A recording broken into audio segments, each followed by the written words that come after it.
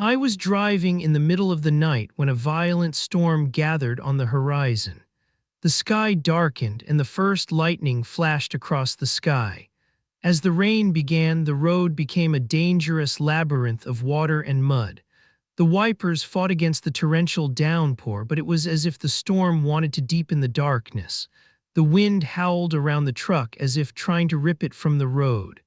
The trees by the roadside bent under the force of the gusts, and I felt the tension within me grow. Something wasn't right. This weather was more than just a storm. It was as if something eerie was creeping over the road, approaching me. Suddenly, my gaze fell on the GPS. It showed that I was on a road that shouldn't exist. No reception, no connection to the outside world. I was alone, lost in an endless darkness.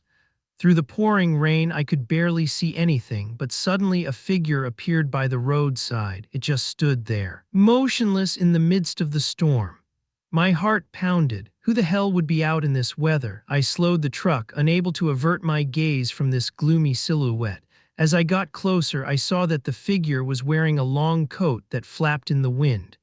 Its face was hidden under a hood, but I could feel the glowing eyes staring at me. A cold shiver ran down my spine. Something was absolutely wrong with this scene. I stopped, unsure whether I should offer help or just drive on. But when I looked out the window, the figure was gone. The rain had swallowed it as if it had never been there.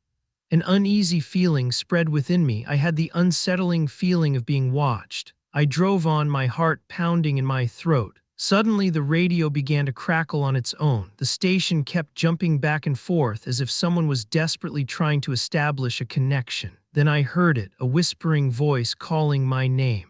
I tried to turn off the radio, but it ignored my command. The voice grew louder, more urgent, and I now understood the words. "Turn back, you shouldn't be here." The words sounded distorted, as if they came from a place beyond this world. My mind told me that this wasn't possible, that it was just the sound of the storm, that my brain was forming words, but deep down I knew I was in danger. This road, this storm, they didn't want to let me go. As the storm subsided for a moment, I dared a glance in the rearview mirror. My blood froze as I saw shadows moving in the darkness. They weren't people, at least not in any form I recognized. They scurried across, dancing in an unnatural movement as if driven by something evil. The shadows seemed to be heading towards my truck. Every instinct told me to just drive away, but my hands were paralyzed. I could only watch as they approached, closer and closer, until they almost reached the truck. Then, at the last moment, they disappeared. I shook my head, trying to get rid of the images that had burned into my mind, but the thought remained. Was I being followed, or had I already fallen into something from which there was no escape? Without warning, the temperature in the truck dropped dramatically. My breath turned into small clouds in front of my face. It was as if someone had opened the window to the underworld and the cold poured in. I turned up the heater, but it was no use. The cold was not of this world. I pulled my jacket tighter around me, but the trembling didn't stop. The cold seemed to come directly from within me, as if I had absorbed something that wouldn't let go. I was sure that the cold was a harbinger, a sign that I was moving deeper into the darkness. Every sound, every creak of the truck echoed in this icy silence. There was no escape from this oppressive cold, and I began to realize that I was on a journey of no return. The storm subsided, revealing a small, dilapidated village before me. The buildings were old, the windows dark, as if they hadn't seen living souls for decades. I couldn't understand how this village had appeared on my route. It wasn't on the map. Slowly, I drove down the main street, observing the empty houses. It was as if someone had abandoned the place and forgotten to turn off the lights. The atmosphere was ghostly, as if the walls of the houses were whispering their own tales of horror. I searched for a clue, for a sign of life, but everything was silent, too silent. My gaze fell on an old inn at the end of the street. Its sign hung loose, swaying in the wind. An inexplicable force drew me there, as if it were the only way to escape the nightmare. When I turned off the engine, I heard it again, the whispering. It came from everywhere and nowhere at once, carried by the wind sweeping through the deserted streets. The words were incomprehensible, but the tone was clear: warning, threat, despair. I opened the truck door and got out, my legs feeling like lead. Every step seemed accompanied by the whispering, as if invisible eyes were watching my movements. The wind carried the sound of children's laughter and crying to me, as if the ghosts of past times were trapped here. I didn't know why I was moving towards the inn, but it was as if the whispering was calling me, urging me to discover the fragile truth. Every fiber of my being screamed at me to turn back, but my feet wouldn't obey. I reached the inn door and hesitated, my heart pounding in my chest.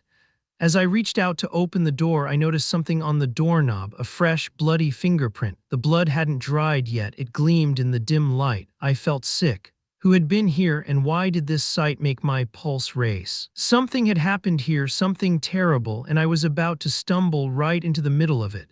Still, I couldn't turn away. It was as if the place had cast a spell on me. Carefully, I placed my hand on the doorknob. The cold steel sent a shiver through my body. I pushed the door open, and a cold gust of air hit me. Darkness lay before me, and I knew I was on the threshold of something that should have remained hidden. Inside, it was silent, too silent. The room was shrouded in complete darkness, except for a faint glimmer of light filtering through a broken window. The furniture was covered with a thick layer of dust, as if no one had set foot here for years, and yet it felt as if something was here. I stepped slowly further in, each step stirred up dust that seemed to dance in the air. An old clock hung on the wall, its hands still. Time had stopped here, frozen in this moment. It was a place beyond time, beyond reality. As I looked around, I discovered something strange on the floor, an old diary half hidden in the shadows. I picked it up and a shiver ran down my spine. The cover was leather, and when I opened it, I saw that the pages were covered with a script I couldn't decipher. They weren't letters, but symbols, as if from another world. Suddenly, I heard footsteps behind me, slow, heavy, like the beating of a heart. I turned around, but there was nothing, only the darkness that surrounded me, threatening to swallow me. The footsteps came closer, but I couldn't pinpoint the source. It was as if the room itself was alive. Panic gripped me. I had to get out of here immediately. But when I turned to the door, it was gone. Instead, I stood before a wall of shadows that seemed to move. The whispering grew louder, now like screams echoing in the darkness. I felt the air being squeezed from my lungs. At that moment, I realized the truth. There was no escape. This place had me, and it wouldn't let me go. The darkness crept closer, enveloping me, and before I lost consciousness, I heard one last guttural laugh, as if something was celebrating its victory.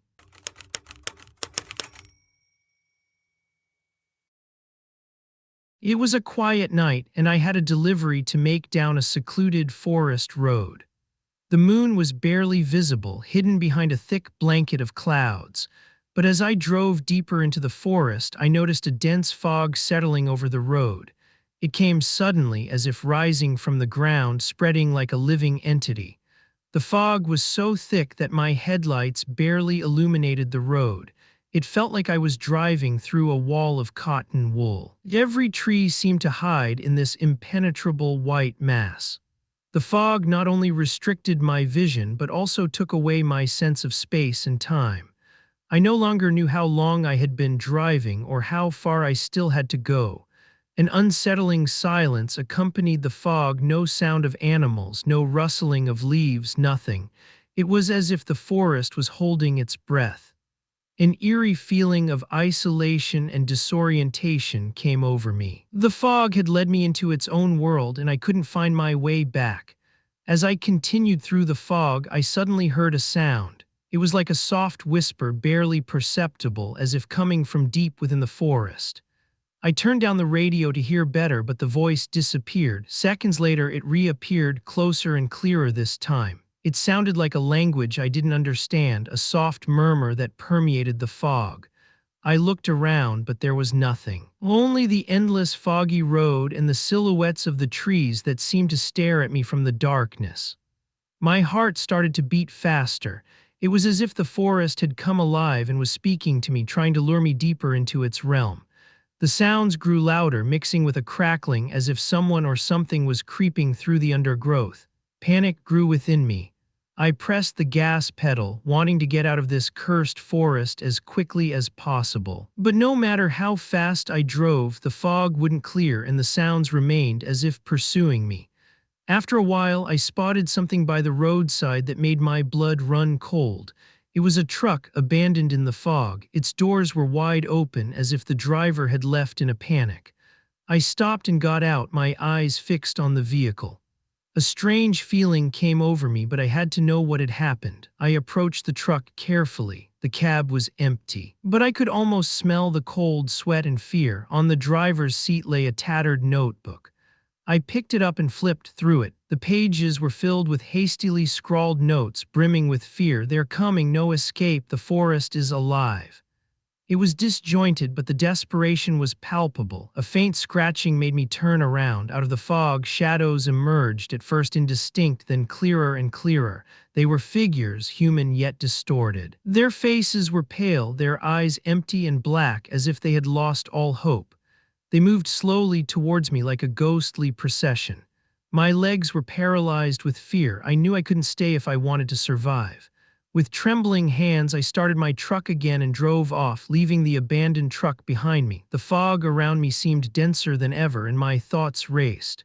What had I just seen? People, or was my mind playing a cruel trick on me? I couldn't say, but the sight of the figures wouldn't leave me.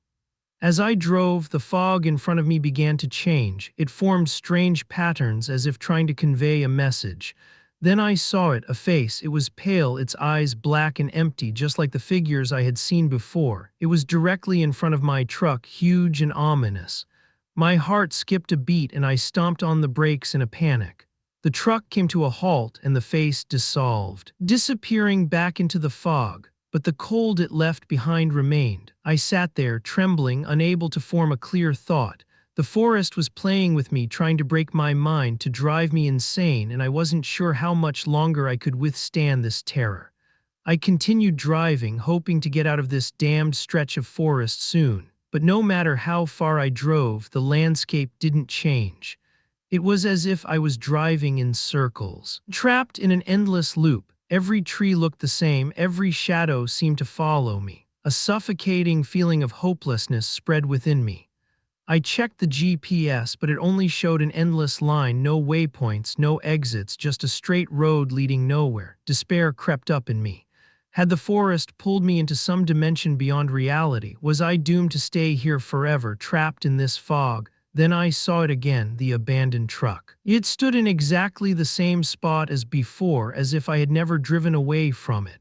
But this time something was different. On the driver's seat sat a figure pointing at me.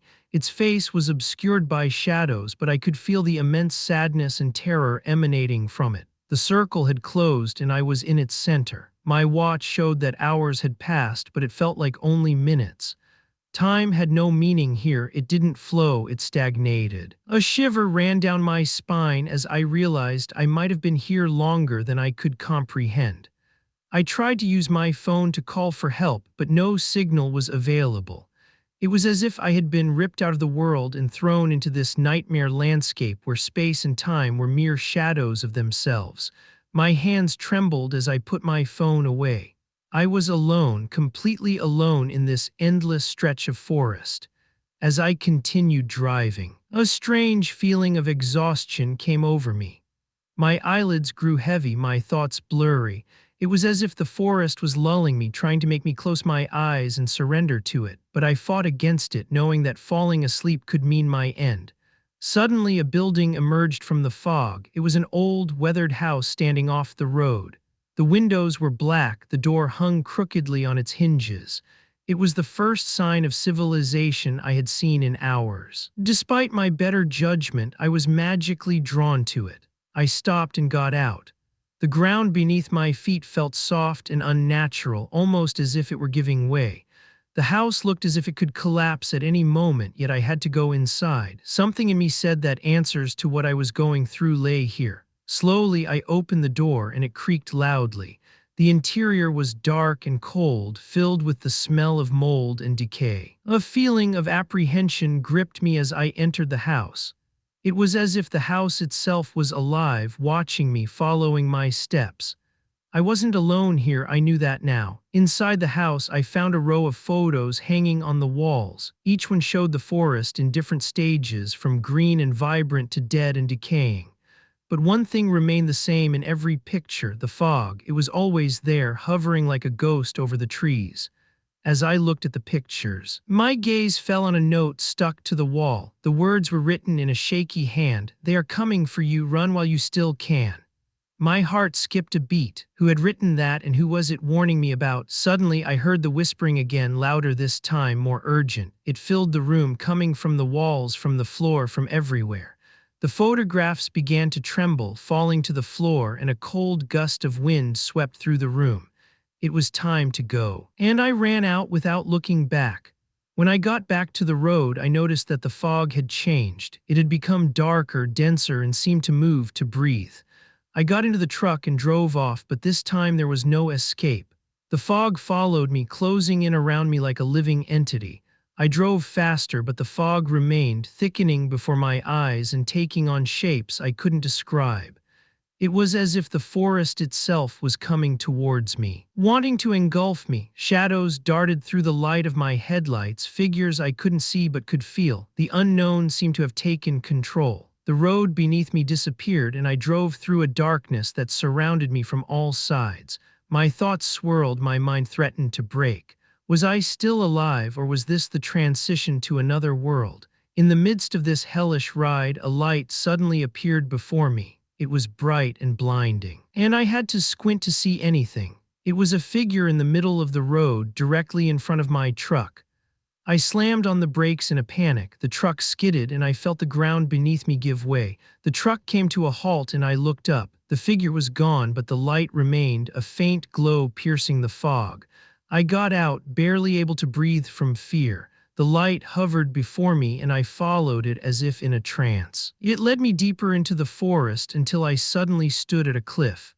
The light went out, and I stood in complete darkness. Below me only the abyss, behind me the endless forest. At that moment I knew there was no way out. The forest had me, and it would never let me go. One last whisper sounded in my ear, and I felt the ground beneath me give way. The ultimate terror enveloped me, and I fell into the depths.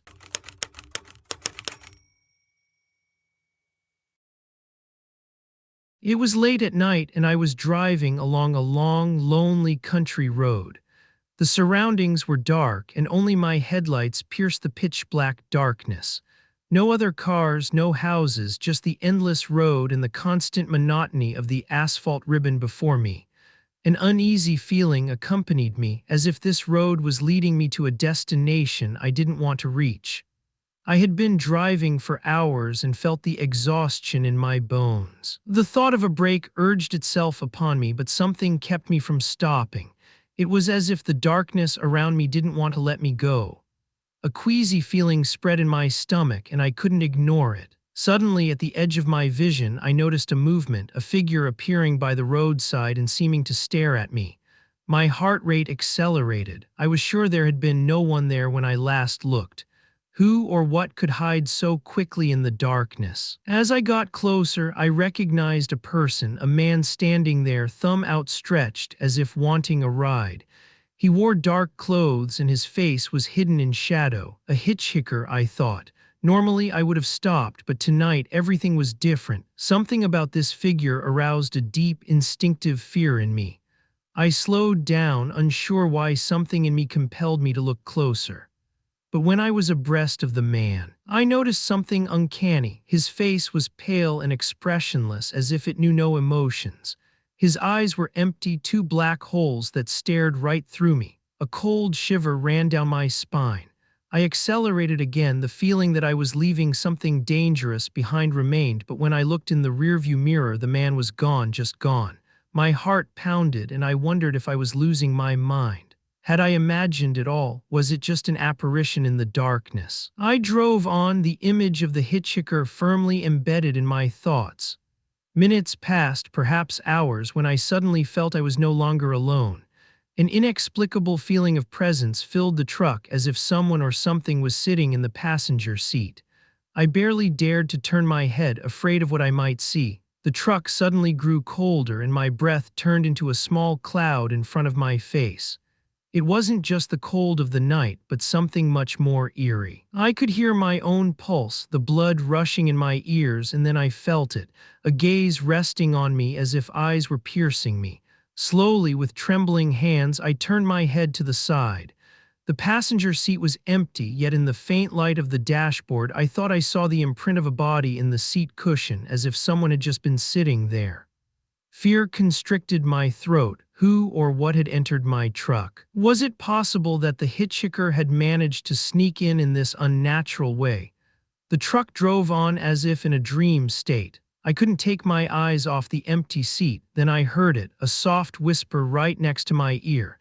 It was indistinct, barely more than a breath, but it made my blood run cold. It sounded like a voice saying something I couldn't understand, words spoken in a language I didn't know. I wrestled with the steering wheel, my body stiff with fear. The whispering grew louder, more urgent, as if it wanted to tell me something.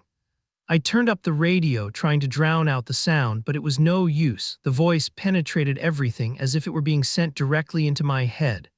A tremor gripped my entire body. With all my might, I tried to ignore the whispering, to focus on the road, but it wouldn't disappear. The words repeated themselves over and over again, and with each repetition, they seemed to gain more meaning. As if they were burning themselves into my brain, forcing me to listen and understand.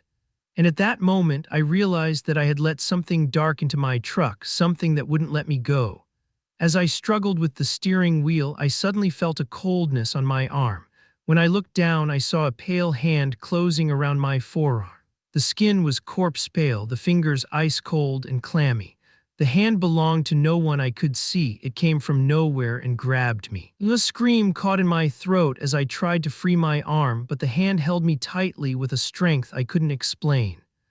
The cold spread from my arm throughout my entire body, and I felt panic rise within me. I slammed on the brakes, the truck skidded, and for a moment I thought I would lose control. Then, as suddenly as it had appeared, the hand vanished. The pressure eased and I could move my arm again. But the imprint of the fingers remained, a red shadow on my skin. I breathed heavily, trying to gather my thoughts. What was that? A ghost? An illusion? Or had I already descended into madness? I forced myself to keep driving, even though my heart was still racing. My thoughts swirled, trying to make sense of the chaos. Then I saw it again, the figure of the hitchhiker, this time not by the roadside, but in the rearview mirror. He was sitting on the back of my truck, motionless, his black eyes fixed directly on me. My breath caught, and I felt my heart almost leap out of my chest. How could he be there? How could he appear so silently and suddenly? The questions hammered in my head, but no answer could relieve the fear that overwhelmed me. I wanted to stop, get out, and make sure it was just an illusion, but something held me back. It was as if the darkness around me prevented me from moving. The hitchhiker in the mirror didn't move. He remained rigidly seated, his eyes fixed on me as if wanting to look into my soul. I knew I shouldn't look back, that I had to focus on the road, but I couldn't help it. The sight had something magnetic about it, something that pulled me into its spell and wouldn't let go. With every mile I drove, the road ahead seemed to stretch endlessly. There was no end, no destination, just the same darkness and the monotonous line of asphalt. A feeling of despair came over me. Was I doomed to stay on this road forever, pursued by a ghostly hitchhiker who wouldn't let me go? Minutes turned into hours, and I lost all sense of time. The figure in the rearview mirror remained unchanged, rigid and ominous. I tried to ignore it, but it was always there in my field of vision, a constant companion in this nightmare. A part of me wondered if there was even a way back. The darkness seemed to grow denser, heavier, and the truck began to behave strangely. The lights flickered, the radio crackled as if some foreign power wanted to take control. I felt as if I was being pulled into another dimension, into a place where time and space no longer had meaning. Suddenly the radio fell silent and a clear, calm voice sounded. It was the hitchhiker's voice. "You are on the wrong path," it said. The words echoed in my head as if spoken directly into my mind. "You must turn back before it's too late." A cold shiver ran down my spine. And I knew I had to act, but what did it mean to turn back? Where? I didn't even know where I was. Everything around me was darkness and horror. There was no way back, no way to escape this nightmare. Yet the hitchhiker's voice was clear and insistent, as if offering one last chance to save me. I closed my eyes, concentrating on the sound of his voice. "You are on the wrong path." The words burned into my consciousness, and suddenly I felt a clarity I hadn't had before. I had to change something, do something different to escape this horror. With a deep breath, I decided to take the risk. I put the truck in reverse and slowly began to back up. The darkness seemed to change, to recede, as if fighting against my decision. But I kept driving further and further, my gaze fixed on the rearview mirror where the hitchhiker still sat. Seconds turned into hours as I tried to find my way back. The road around me blurred as if dissolving, and a feeling of relief began to spread within me. Was this the way back to reality, back to the world I knew? But suddenly, without warning, the hitchhiker vanished from the mirror. He dissolved like smoke in the wind. A cold breath swept through the truck, and I knew I had made it. The presence that had been following me was gone, and the darkness around me began to lighten. I stopped the truck and got out, my legs trembling with exhaustion. The air was clear and cool, and as I looked around, I realized I was in a different place. The road was the same, but the darkness had receded. It was as if I had woken up from a nightmare that no longer held me. I looked back, searching for a sign of the hitchhiker, but there was nothing, only the silent road and the sound of the wind rustling through the trees. I knew I had escaped something eerie, something that could have swallowed me whole if I hadn't found the courage to face it. With a last look at the empty road, I got back in the truck and continued my journey. But the thought of the hitchhiker would never leave me. He had been there, a shadow in the darkness, and I knew he would be out there somewhere, ready to lure the next lonely driver into his spell.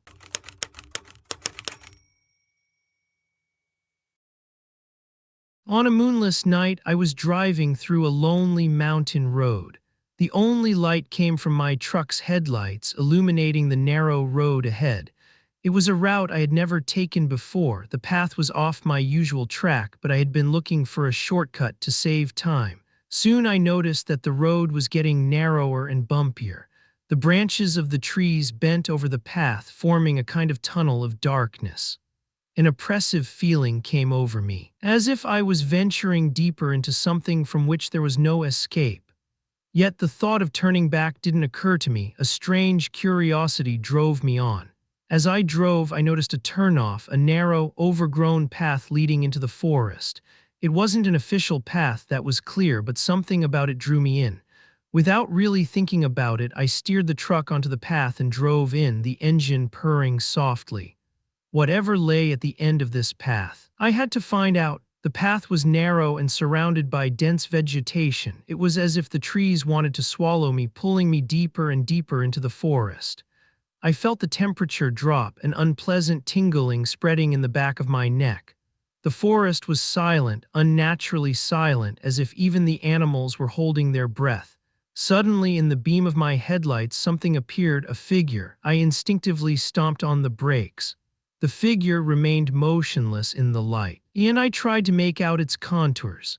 It was a woman dressed in an old-fashioned dress that fluttered in the wind, though there was no wind. Her face was pale, her eyes empty and staring into nothingness.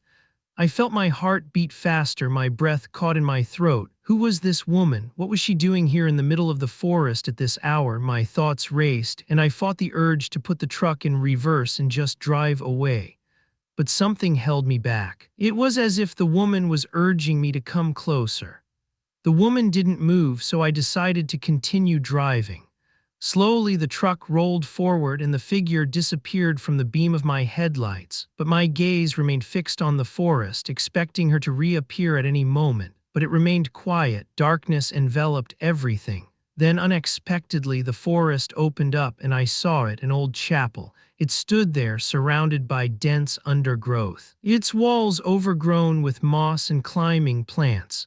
The building looked abandoned and forgotten, as if it hadn't been entered for decades, yet at the same time it radiated an aura that made me shiver. I parked the truck and got out, unsure why I was approaching this place.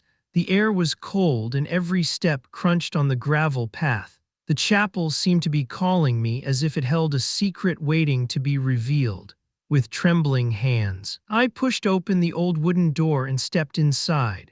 Inside the chapel, there was an unnatural coldness. The walls were covered with mold and the floor was covered with dirt and leaves, as if the wind had carried the traces of time inside. It was obvious that no one had been here for a long time, yet I felt a presence, an observation that I couldn't explain. In the middle of the room stood an altar on which lay a dusty Bible. The pages were yellowed and the leather of the binding was cracked. But on one page the book seemed to be open and a strange symbol was drawn on it. It was not a Christian symbol, but something I didn't recognize. It looked like an old, eerie sign that triggered a fear deep within me that I couldn't explain. Then I noticed it. On the floor around the altar, candles were set up. They had burned down, and in the air hung a hint of wax and something else, something metallic, blood. A shiver ran through me and I took a step back. What had happened here? And why had it drawn me here? As I stood there in the midst of this dilapidated chapel, I suddenly began to hear a sound. It was faint, almost like a whisper, and it came from somewhere inside the building. My heart skipped a beat. Was I alone, or was someone hiding in the darkness, watching me? The whispering grew louder, seeming to come from the walls, from the corners of the room where the shadows were densest. I turned around, searching for the source, but there was nothing. Only the emptiness and the cold. My thoughts raced. Was this why the chapel was abandoned? Had the villagers left it out of fear of what lurked here? I wanted to go back to my truck, just wanted to get away from this cursed place. But my legs didn't seem to obey. It was as if the chapel was holding me, as if it wouldn't let me simply leave. The whispering seemed to be saying my name, and a shiver ran down my spine. I knew I was in danger, but I couldn't move. All at once, the whispering fell silent, and an unnatural stillness spread through the chapel. The cold grew more intense, and I felt my fingers go numb. It was as if the chapel itself was holding its breath, as if it was waiting for something. And then from the darkness I heard a voice. It was faint, almost like an echo, and it spoke words I didn't understand. The words sounded ancient, like a language from long-forgotten times. They seemed to come from the shadows, and I felt my heart contract with fear. Who or what was speaking to me, and why did I understand that it was a warning that I should leave this place immediately before it was too late? I turned to run towards the door, but it had suddenly disappeared. Only an empty wall remained, no exit. Panic overwhelmed me, and I pounded against the walls, searching for a way out. But the chapel had me in its clutches. I was trapped, and I didn't know how to escape. In the next moment, I saw it, a shadow slowly detaching itself from the darkness and coming towards me. It wasn't a normal silhouette, but a distorted, ghostly being that moved like a mist through the chapel. My heart pounded in my throat, and I felt the cold breath of terror envelop me. The shadow seemed to grow, to change, and I recognized the face of the woman I had seen on the path. Her eyes were now fixed on me, empty and full of suffering. Her lips moved, forming words I couldn't hear, but I understood that she didn't want me here. She was the spirit of this place, trapped in an eternal cycle of pain and darkness. I felt my stomach churn. What had happened here? What had turned her into this shadow that now stood before me, approaching? I stepped back, looking for an escape, but the chapel seemed to change. The walls drew together as if they wanted to crush me.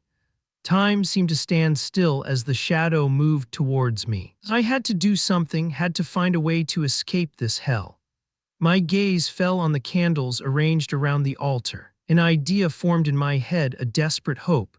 Maybe I could light them again, maybe the light could drive away the shadow. With trembling hands, I reached into my pocket and pulled out a lighter. I rushed to the candles, lighting one after another, while the whispering in my head grew louder and louder. The light of the flames illuminated the room, and for a moment, I thought it was working. The shadow receded, and I felt the darkness recede. But then everything changed. The light flickered and went out. A cold gust of wind swept through the chapel, and the flames died. The shadow was now directly in front of me, and I felt an icy hand grip my heart. A scream escaped my throat, but no one was there to hear it. I was lost. At the last moment, I turned and ran to the door. My hands fumbled over the wall, searching for a handle, for an exit that would lead me to freedom. I felt the shadow coming closer, heard the faint chuckle that emanated from the darkness, and knew I had only moments left, and then suddenly the door was there again. I grabbed the handle, tore it open, and stumbled outside. The cool night air hit my face, and I ran to my truck without looking back. The shadow was after me, I could feel it, but I wouldn't let it stop me. I jumped into the cab, turned the key, and the engine roared to life. With screeching tires, I sped away, racing back along the path from which I had come. The forest flew past me, the darkness dissolved, and I knew I had escaped. But the memory of the shadow of the abandoned chapel would haunt me forever. I got back to the main road, my breath still shallow and my heart pounding deafeningly. The terror I had experienced wouldn't leave me. I looked in the rearview mirror, expecting to see the woman's figure again at any moment, but there was only the empty road, no shadow, no movement. The night passed in a blurry fog. I kept driving further and further, unsure if I would ever find a place that wouldn't remind me of that damned chapel. In my head, the voices still echoed, the whispers and the screams I had heard there. It was as if a part of me had remained in the darkness of the forest. When morning finally dawned, I found a rest stop and pulled over. I got out, breathed in the fresh air, but the cold grip of fear remained. I knew I would never forget this night. The chapel and the shadow, they had become a part of me, a memory that would never let me go. I knew I would never find out what really happened in that chapel, but one thing was certain: some places you simply should never enter.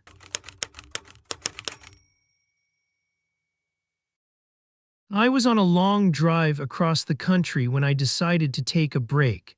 It was already late and darkness lay heavy over the road. A rest stop appeared by the roadside and I pulled in, glad for the chance to rest a bit. The rest stop was empty, only a few old lanterns cast a faint light on the parking lot. I parked the truck and got out, stretched my legs and took a deep breath. The air was cool and a strange silence hung over the place, no wind, no animals, not even the hum of insects. It was as if nature itself had decided to avoid this place. An uneasy feeling crept over me, but I shrugged it off, probably just my overtaxed nerves playing tricks on me, I thought. After stretching my legs a bit, I sat on the hood to eat a sandwich. The quiet was supposed to calm me down, but instead a feeling of unease grew within me. It was as if something was lurking in the woods around me, something watching me. I looked around, searching for movement in the shadows, but there was nothing, just the darkness.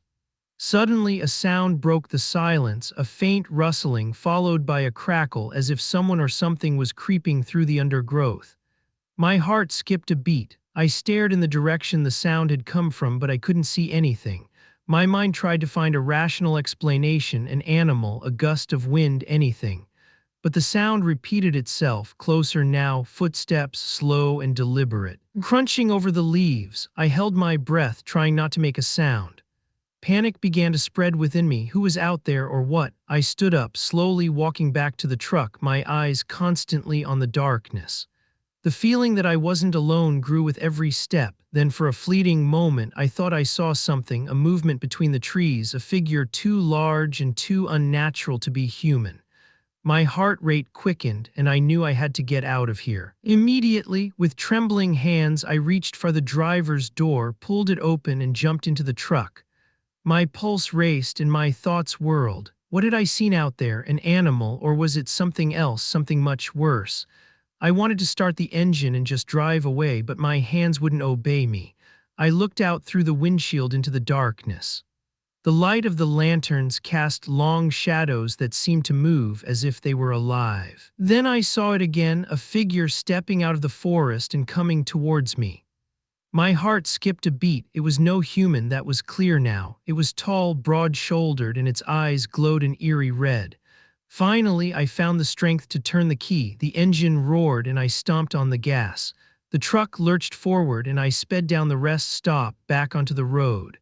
But when I looked in the rearview mirror, I saw that the creature was following me. It ran faster than anything human could, and I felt fear overwhelm me. I floored the gas pedal, the truck accelerated, but the creature stayed close behind. It was like a nightmare that wouldn't let me go. In the rearview mirror, I saw it getting closer and closer, its form blurred in the darkness, only its glowing eyes clear and menacing. It was as if the creature was feeding on the night itself, becoming a part of the shadows. My hands gripped the steering wheel so tightly that my knuckles turned white. What was it? An animal? A demon? I didn't know, but I knew I couldn't stop. I had to keep driving as fast as possible and try to shake this thing off. But no matter how much I accelerated, the creature seemed to get closer and closer. It was as if the road itself was helping it to follow me. The truck's engine roared, the tires squealed as I raced around curves. And every time I looked in the rearview mirror, the red eyes were there, closer, hungrier. Suddenly, without warning, the creature leaped onto the back of the truck. I felt the impact, heard the metallic crash as it landed on the cargo bed. My heart pounded in my throat and a scream caught in my throat. It was directly above me now and I could feel its weight resting on the body of the truck. I knew I had to act, but what could I do? The thing was on the truck and there was nowhere to flee. Then I heard it, the scratching. It sounded as if claws were scraping against the metal, trying to find a way inside. My stomach churned and I knew I couldn't keep it out for long. In a desperate attempt, I slammed on the brakes. The truck skidded and the creature was thrown forward against the back wall of the cab. A blood-curdling shriek filled the night and I felt the metal buckle under the pressure. I knew I didn't have much time if I didn't do something immediately. The thing would get inside. With trembling hands, I grabbed the toolbox next to me. I opened it and pulled out the heaviest tool I could find, a large wrench. My heart pounded, my breath came in gasps, but I knew I had to fight back. There was no escape, only the fight. The creature continued scratching at the cab and I heard the metal beginning to bend. I gathered all my courage, opened the driver's door and stepped out, the wrench firmly in my hand. It was time to face the thing, time to put an end to the nightmare.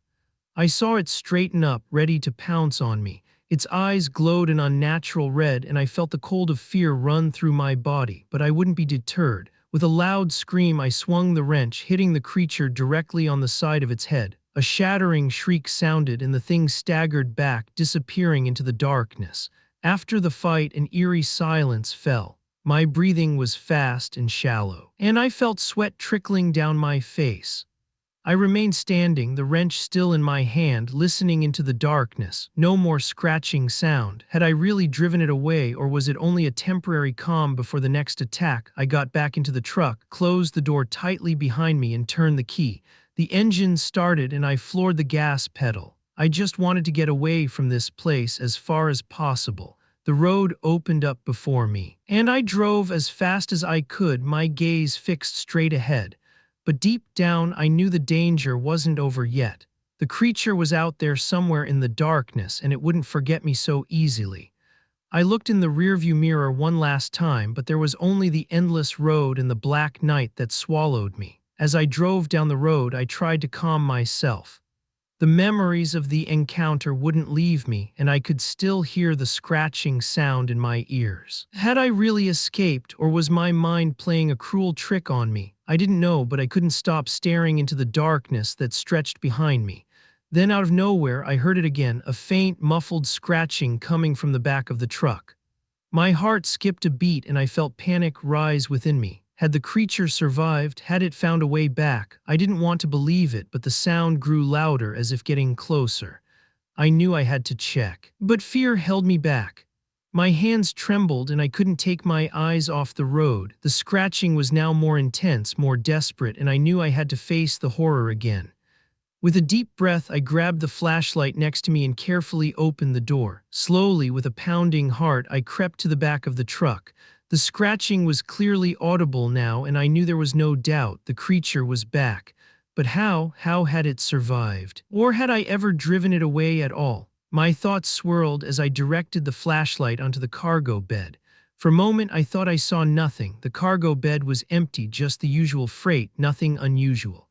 But then, as I looked closer, I discovered it, a trail of claw marks running across the metal floor. It was as if something had tried to bore its way through the wall to get inside. My stomach churned. Had it been hiding here all along? Was it still here? The thought made me shiver and I took a step back. Then I heard it again, the scratching, this time from the cab. My blood froze and I knew I wasn't alone. With a feeling of dread, I turned around and looked into the cab. There was nothing, only the emptiness and the faint light of the streetlights. But the scratching was still there, louder now, closer. I looked around, searching for the source, but there was nothing. Then, as if the ground beneath me moved, I felt it. The creature was inside me. It was no longer outside, no longer something I could drive away with a wrench. It had found a way into my mind, nestled itself into my thoughts. I couldn't see it, couldn't touch it, but it was in my head, a parasite feeding on my fear. I got back into the truck, my body trembling. I knew I couldn't escape this nightmare. The creature had become a part of me, a shadow that would never let me go. And as I sped down the road into the unknown, I knew that the true horror wasn't in the darkness out there, but deep within myself.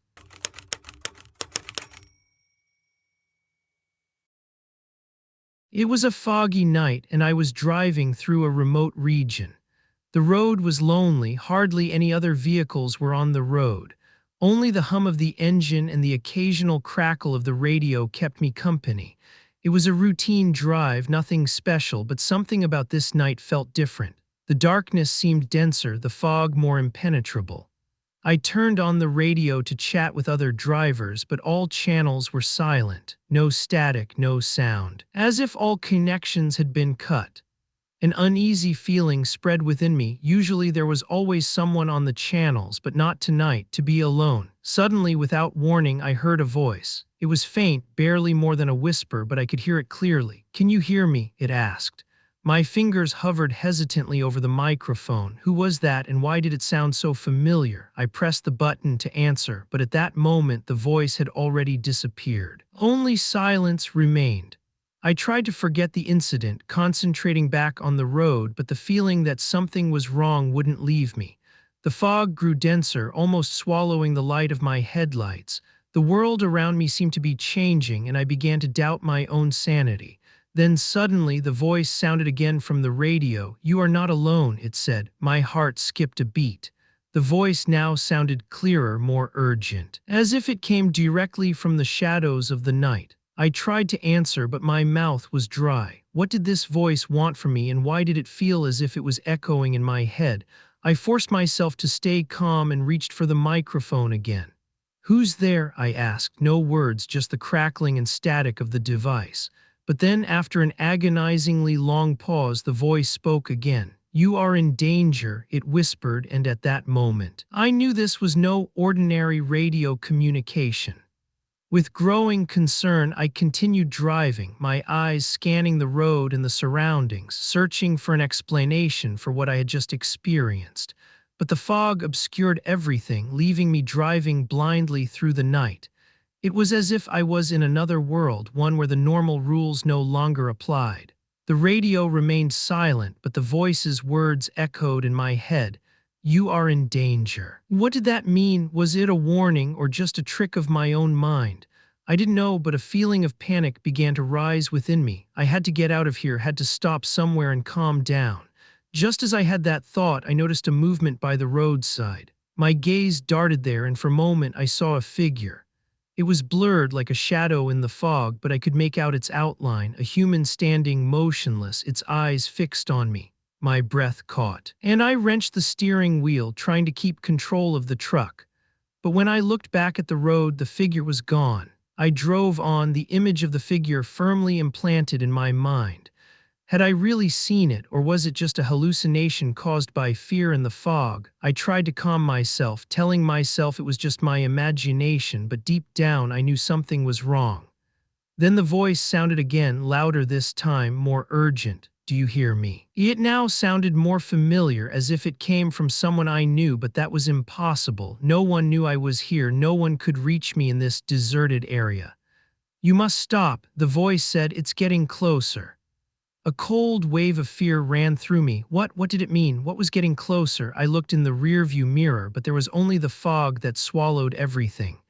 My heart pounded in my chest, and I knew I couldn't just keep driving. Something was lurking in the darkness, and it was only a matter of time before it caught up with me. I decided to turn off the radio. The silence was almost palpable as I turned the knob and the strange voice fell silent, but the quiet brought no relief. Instead, it only deepened the feeling of isolation. The fog surrounded me and the darkness seemed to grow denser as if it wanted to swallow me. I knew I should stop, but I couldn't. Something was driving me forward, forcing me to keep driving, even though every instinct told me I was in danger. The road was empty, not a single vehicle in sight, and I felt like the last person on Earth. A strange feeling of desolation came over me, and I wondered if I would ever find my way back. Then, out of nowhere, I heard a soft knocking. It came from the back of the cab, a rhythmic, gentle knocking, as if someone or something was tapping on the door.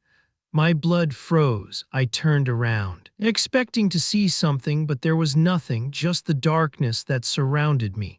The knocking stopped, but the fear remained. Suddenly, without warning, the radio began to crackle on its own, even though I had turned it off. A static hiss filled the cab, and I stared at it, unable to comprehend what was happening. Then I heard the voice again, clearer and louder than ever. "You cannot escape," it said. "It's already here." At that moment, I saw it. A figure appeared in the middle of the road, directly in front of the truck. I slammed on the brakes in a panic, but it was too late. The truck slid, went into a skid, and I felt myself losing control. The figure stood motionless, and when the light of my headlights hit it, I saw that it was no one I knew. It was a shadow, formless yet terrifying, with glowing eyes that stared right through me. The truck came to a sudden halt, and I gasped for air. The figure was gone, and all that remained was the fog. My heart pounded, and I knew I had to move, had to do something to get out of this hell, but my hands were paralyzed and the radio began to crackle again. I grabbed the radio, hoping to get an answer, something that would explain what was going on. "What do you want from me?" I screamed into the microphone, my voice sounding strange and panicked. The static grew louder, and then suddenly I heard the voice again. "You are lost," it said, and I felt a coldness pass through my body. The words echoed in my head, and I felt my thoughts clouding as if a foreign power was taking possession of me. Was it really over? Was I doomed to stay on this road forever, pursued by something I couldn't see or understand? The thought made me shiver, and I knew I couldn't give up. With a last spark of willpower, I started the engine again. The truck rattled, but it started. I floored the gas and drove off, my gaze fixed on the road. The fog didn't lift, but I knew I had to keep driving, that I couldn't stop. Something or someone was trying to drag me into the darkness, and I wouldn't let it win. The road stretched endlessly before me, and I drove without destination or hope, only with the urge to escape the darkness. The radio remained silent, but the feeling of being watched wouldn't leave me. I knew the danger was still there, invisible yet omnipresent. Hours passed. Or perhaps it was only minutes. I had lost all sense of time, no longer knew where I was or where I was going. All I wanted was to leave this eerie road behind me. Then suddenly I saw lights on the horizon, houses, civilization, a sign that I had made it. I drove on, my heart pounding in my throat. The lights came closer, and I felt a sense of relief spread within me. I had escaped. I had escaped the nightmare, and reality was slowly returning. But one thought wouldn't leave me. What had that been, and why had it pursued me? I reached the town and parked the truck in a busy parking lot. People walked by, it was brightly lit, and the fog had disappeared. I got out, breathed the cold air, and felt the terror slowly subside. But deep down, I knew it wasn't really over. The voice, the figure, the fog, they had been more than just an illusion. They had conveyed a message, a warning that I hadn't fully understood yet. I looked at the radio, which lay silently on the dashboard, and a shiver ran down my spine. It was as if it was waiting to come back to life, to tell me more of the truth. I shook my head, trying to banish the thoughts, but I knew that the memory of this night would stay with me forever. It had burned itself into my consciousness, an indelible memory of the voices on the radio and what they had wanted to tell me. And I knew that I would never be safe again when I drove through the darkness. Before I left the truck, I turned around one last time and looked at the empty road behind me. There was nothing, just the normality of everyday life, people going about their business, cars passing by. But deep down, I knew that the darkness hadn't disappeared. It was lurking somewhere out there, waiting for the next driver it could draw into its spell. I closed the door and walked away, trying to leave the events of that night behind me. But a part of me knew that I would always look back, always have to be on guard, because the voice on the radio had shown me something I could no longer ignore. That there were things in this world beyond our understanding, things waiting to find us.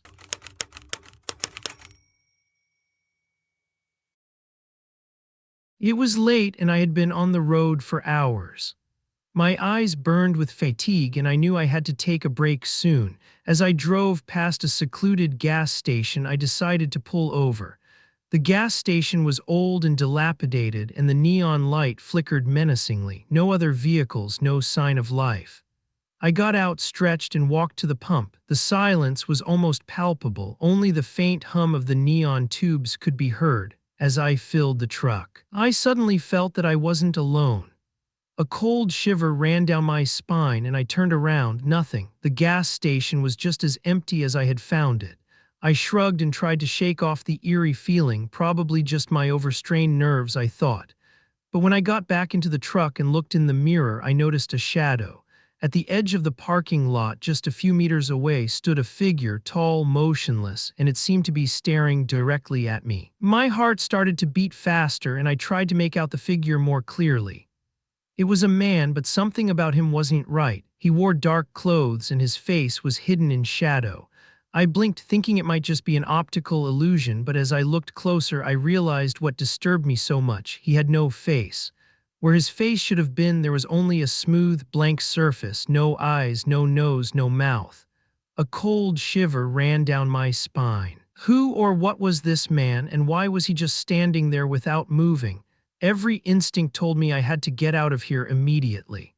I started the truck, my hands trembling on the steering wheel. The figure didn't move, just watched me from a distance. With one last look in the rearview mirror, I drove off, leaving the gas station and the man without a face behind me. But the feeling of being watched wouldn't leave me. It was as if he was still there in my head. I continued driving, the engine humming monotonously in the silent night. The thought of the man without a face wouldn't leave me.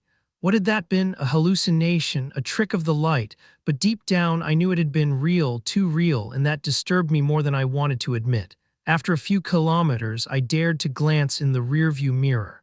My heart skipped a beat. He was there. The man without a face stood in the middle of the road, as if appearing out of nowhere. My pulse quickened and I floored the gas pedal. How had he gotten here and why was he following me? I drove faster, trying to escape him, but every time I looked in the mirror, he was there, always at the same distance, always motionless, as if just waiting for me to slow down. Panic began to spread within me. What did he want from me? Was it possible that he had somehow cursed me? I pressed the gas pedal all the way down. The truck raced down the road. The darkness around me seemed to grow denser, and the sound of the wind filled the cab. But no matter how fast I drove, the feeling of threat wouldn't leave me. It was as if the man without a face was still there, following me without me being able to see him. The road was deserted, no other vehicles, no houses, just the endless darkness. I searched for a way out, for a place where I could stop and hide, but there was nothing. The world seemed to conspire against me, and I was alone in this nightmare. Then, as if from nowhere, and turnoff appeared, a narrow path leading into the forest.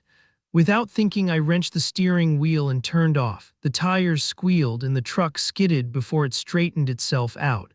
I drove down the path, which was surrounded by dense trees. The light of the headlights cut through the darkness.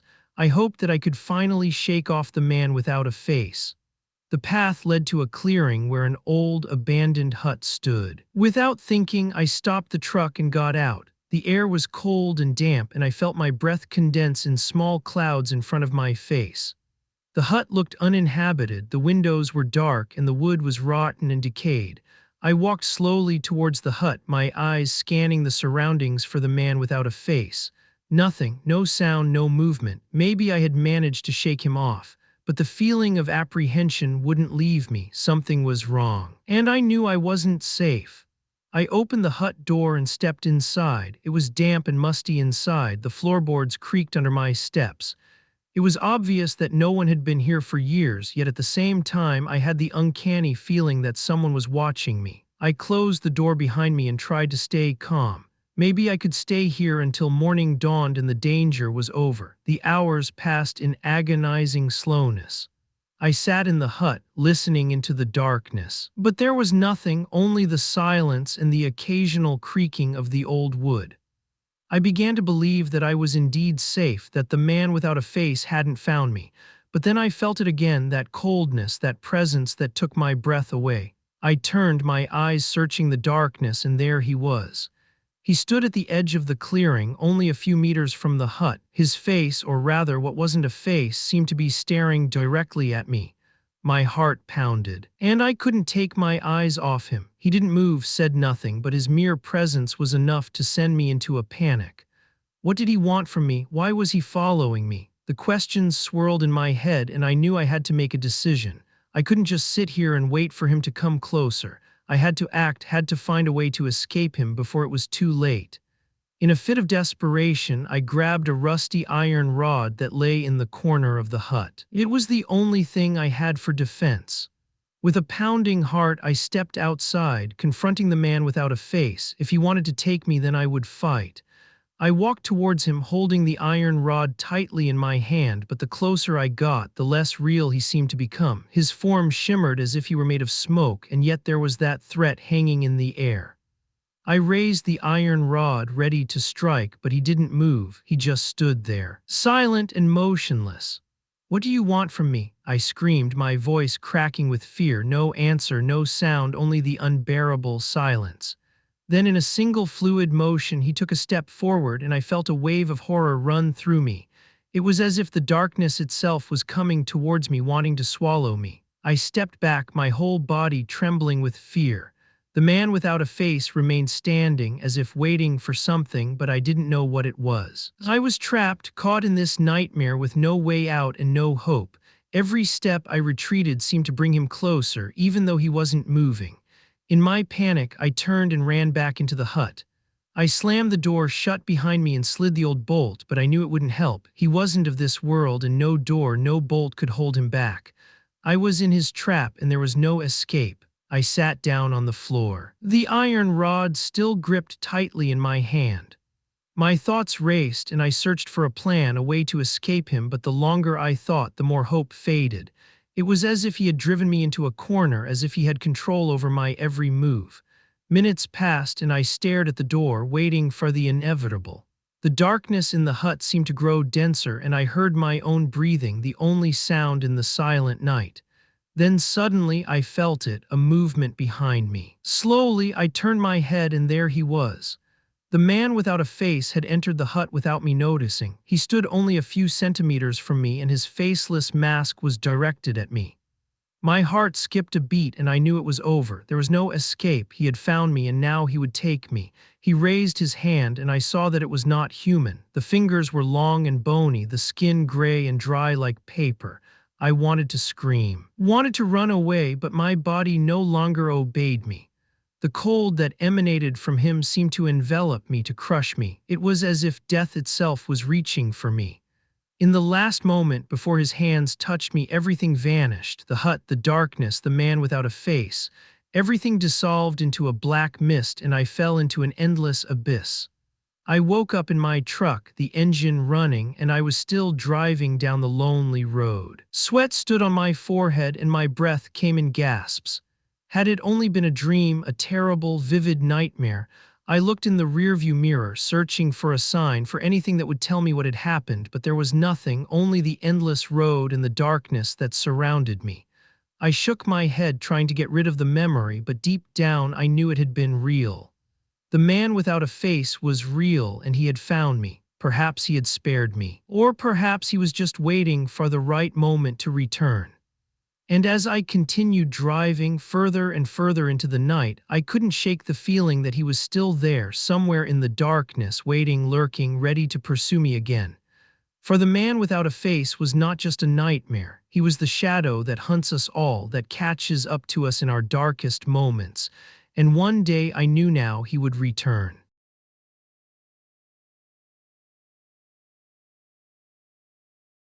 I still remember that day exactly. It was a Tuesday, and everything seemed normal. I got up at 7 o'clock, made myself a coffee, and got dressed to go to work. My routine went as usual, nothing extraordinary, no strange feeling warning me. Yet, looking back, I wonder if I could have felt something already. The day at the office dragged on. For hours, I sat in front of the computer, reading emails and attending boring meetings. My thoughts revolved only around the end of the workday. I just wanted to go home, put my feet up, and have some peace. The noise of colleagues seemed distant. My concentration waned. Around 6 p.m., I finally started my journey home. The day had grown dark, and the sky was full of thick gray clouds. It began to snow, and the streets were almost deserted. The quiet was pleasant in one way, but in another, it gave me a slight feeling of apprehension. It was quieter than usual. On my way home, I thought about what I could cook for dinner. My thoughts were so trivial that I barely paid attention to my surroundings, but it was as if a shadow fell over me. A feeling that something wasn't right slowly began to stir in my stomach, though I couldn't say exactly why. Little did I know that this evening was the beginning of a nightmare that would completely change my life. I was on my way home, unaware that I was already caught in the eyes of a stranger. As I turned into my street, I noticed him for the first time, a man walking a few meters behind me. At first, I didn't think anything of it. It was normal for someone to be going home at the same time, but something about him was different. His steps were heavy and slow, almost as if he intentionally didn't want to catch up but maintained his distance. I tried to calm myself. Maybe I was overreacting. Maybe it was just a coincidence. Still, I unconsciously quickened my pace. My heart started beating faster, and I felt my hands clench in my pockets. Every step I took was accompanied by his. It was a rhythm that frightened me. The street was empty, and the cold of winter crept into my bones. Again and again, I looked to the side, as if to assure myself that everything was normal, but the feeling of being watched wouldn't leave me. The snowflakes swirled around me, but they didn't seem to muffle the sound of his steps. I decided to take a detour, suddenly turning into a small side street, hoping to shake him off.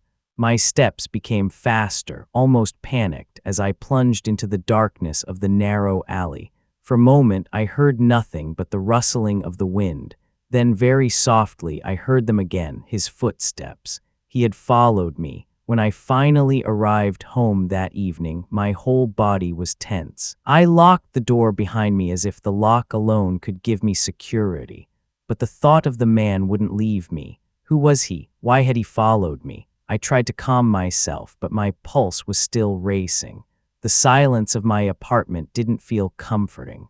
The next morning, when I left the house, I immediately noticed something strange. It had snowed heavily during the night, and the snow covered the sidewalk in front of my house.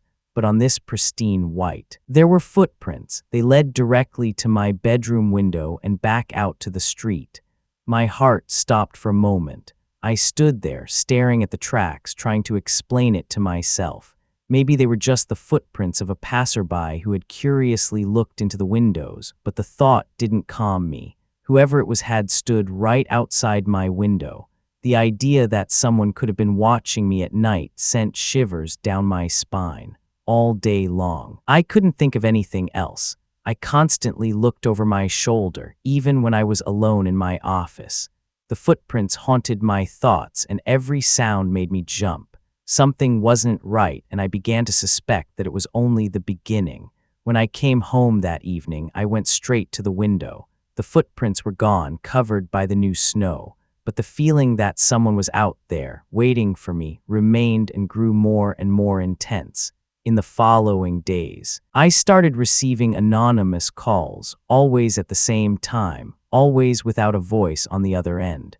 At first, I ignored them, thinking it was just a silly prank, but the calls didn't stop. Every evening at exactly 10 p.m., my phone would ring, and each time I answered, I only heard the quiet breathing of a person. I tried talking to friends about it, but they just laughed and told me not to worry.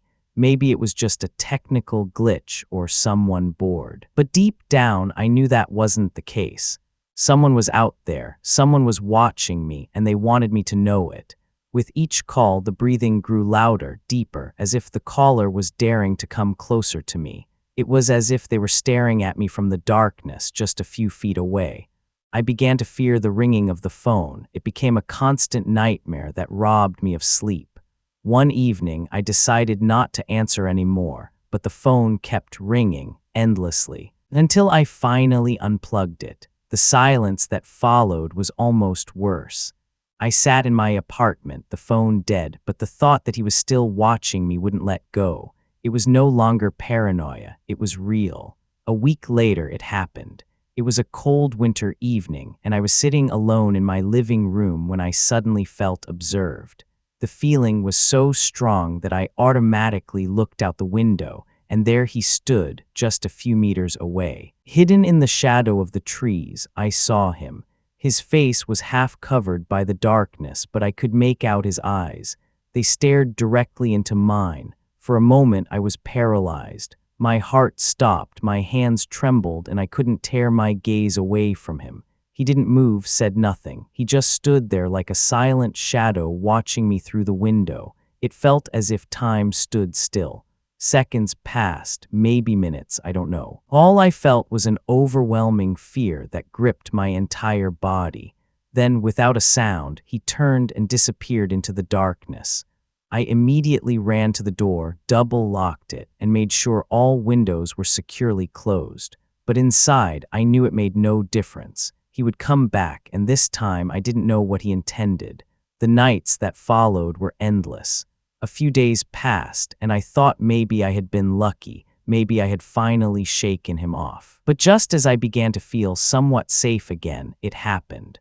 One morning, as I went to the bathroom to get ready for work, I noticed it, a message written on the fogged mirror, drawn with a finger in the steam. The words were simple, but they froze my blood. I see you. My first thought was that it must be some terrible joke. Maybe someone had written the message during a party or a visit, and the steam from the hot water had made it visible again. But no one had been here. No one had access to my apartment. The realization hit me like a punch to the stomach. I stood motionless in front of the mirror for minutes, staring at those terrible words. My thoughts raced. Had he been in my apartment? Had he watched me in here while I slept? The thought that someone had gotten so close to me made me shudder, even more so when I realized that this was no accident. In a panic, I began to search the apartment for possible signs of a break-in, windows, doors, even the smallest hidden spots. It was as I had left it. Nothing was broken, nothing stolen. But the message on the mirror was there. I couldn't ignore it. He had been here. That same evening, I called my closest friends. I had to talk to someone about it, share my fear before it completely consumed me. But to my horror, they just laughed. "It's probably just your own breath," they said. "You're imagining things." Every attempt to make them understand that this was serious was dismissed. They believed I was more overworked than I realized, and that my imagination was running wild. Their reactions only made everything worse. I felt not only hunted, but also completely alone in my fear. I began to distance myself from my friends. Whenever I tried to bring up the subject, I got those uncomprehending looks, as if I had gone mad. The distrust in their eyes hit me harder than I had expected. They just didn't understand. How could they? They had never seen that shadow, never heard that soft breathing. In the nights that followed, I felt lonelier than ever. Every time my phone rang or I heard footsteps outside my door, I was on my own. No one would believe me, and no one would come to help me. I started turning off my phone completely and barricading myself even more in my apartment. But deep down, I knew it was all pointless. He was out there, and it was only a matter of time before he reappeared. The nights became unbearable. Every movement in the dark made my heart race. Every slightest sound sent shivers down my spine. I could barely sleep. I sat for hours in bed, listening for every creak, every rustle outside my windows. More than once, I felt his presence, as if he were standing somewhere in the shadows outside, waiting for the right moment. It was as if he had perceived my fear as an invitation, as a sign that he could come closer. The worst part was that I didn't see him, but I knew he was there. One night, shortly after midnight, I heard it again. At first, I thought it was the wind tapping against the windows, but the sound was too regular, too precise, a tapping, 3 slow, muffled beats. My throat went dry, and I forced myself to go to the window. I looked out, but there was nothing to see outside. No person, no shadow. The snow fell softly and peacefully on the street as if nothing had ever happened, but the feeling of apprehension was oppressive. He was out there somewhere. I felt it as surely as I heard my own breath. I drew the curtains and sat back in bed. I spent the entire night awake, staring into the darkness, waiting for the next knock to come. The next day, I finally decided to call the police. I couldn't go on living like this, in constant fear and unrest. When the officers arrived, I told them everything: the pursuit, the footprints, the calls, and the message on my mirror. But their reaction was anything but reassuring. "Did you clearly see the man?" one of the policemen asked. I had to say no. "And you have no evidence of a break-in?" Again, I shook my head. They took my statements, but I could see it in their faces. They thought I was overreacting. For them, it was nothing more than the delusions of a woman caught in her own fear. They assured me that they would patrol my neighborhood more frequently, but I knew that wasn't enough. Even if they were there, he would find a way to hide. He was too cunning, too cautious, and deep down, I knew he wouldn't stop until he got what he wanted. The police left my house, and I felt more defenseless than ever. Even those who were supposed to protect me couldn't do anything. I was on my own, and as the darkness of evening settled over the city, the familiar feeling of apprehension returned. I locked all the windows and doors and sat in the living room, my eyes fixed on the front door. The silence became oppressive, but I knew it wouldn't last. In the next few days, it was as if a dark shadow constantly accompanied me. Even when I left the house, I felt his eyes on me. In every moment, in every situation, I sensed that he was there, somewhere nearby, watching, waiting. In the supermarkets, I kept looking around, afraid to see him. On the crowded streets, I walked faster, as if I could shake him off. But every time I thought I was safe, I felt that eerie feeling return. It was as if he was never far away, always just one step behind. At home, the feeling became even more intense. I literally barricaded myself, double-locked all the windows, and checked the locks several times. Still, I couldn't escape the thought that he was watching me through the walls. It was absurd, but it felt so real. Sometimes I would wake up in the middle of the night, drenched in sweat and with a racing heart. In those moments, I knew he was outside. Even if I heard nothing, I knew he was standing in the darkness, staring at me. This invisible connection between us grew stronger, and it was driving me crazy. I began to avoid contact with everyone: friends, family, even the people I trusted. I couldn't face them anymore without constantly feeling that he was watching them too. I was alone. It was on a cold Saturday morning when I finally decided to get something from the shed behind my house. The shed had been unused for months, and I had barely remembered it existed. But I needed a ladder to change a light bulb in the hallway, and there it was. It was the first time in a long time that I dared to enter the backyard. I opened the creaking gate and stepped into the shed. The cold air rushed towards me, and the musty smell of dust and wood reminded me how long I hadn't been there. But something felt different. A strange feeling ran through me, as if I wasn't alone there. I shook off the thought, telling myself I was oversensitive. While looking for the ladder, I noticed something strange. On the floor were footprints in the dust, and they led not only in but also out, directly back to my house. A cold shiver ran down my spine. Someone had been here. Someone had used my shed as a hiding place, and I had never noticed. I looked around, my heart racing. Everything was rummaged through. Tools lay scattered. Boxes were open, as if someone had frantically searched for something. It was clear He had sought refuge here, perhaps on a night when I lay unknowingly in bed, thinking I was safe. The thought that he had been so close froze the blood in my veins. Quickly, I grabbed the ladder and ran back into the house, locking the door behind me and trying to process the horrifying discovery. He had been here, much closer than I had ever imagined. He knew where I lived. He had probably been watching me the entire time. A few nights later, something happened that finally pushed me to the brink of despair. I was lying on the couch, trying in vain to watch a series to distract myself, but my thoughts kept returning to the footprints in the shed. The idea that he was out there somewhere wouldn't let me rest. It was shortly after midnight when I felt that I wasn't alone in the room. An icy draft brushed my neck, even though the windows were closed. Unconsciously, I turned my head towards the window, which was covered by heavy curtains. Something moved there very slightly, almost imperceptibly, but I saw it. My heart skipped a beat. Carefully, I got up, slowly walked towards the window, and pulled the curtain aside a tiny bit. For a moment, there was nothing, just the dark, silent street outside, lit by distant streetlights. But then, just as I was about to close the curtain again, I saw it, a face directly behind the glass. I screamed and let go of the curtain, stumbling backward and almost falling to the floor. The face had been visible for only a fraction of a second, but I had seen it. It was pale, with deep, dark eyes staring at me through the glass. He had been watching me the entire time, right outside my window.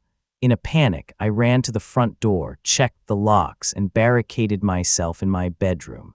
I lay awake all night. The man's face burned into my mind. What did he want from me? Why was he pursuing me so relentlessly? I knew he wouldn't give up. It was only a matter of time before he returned.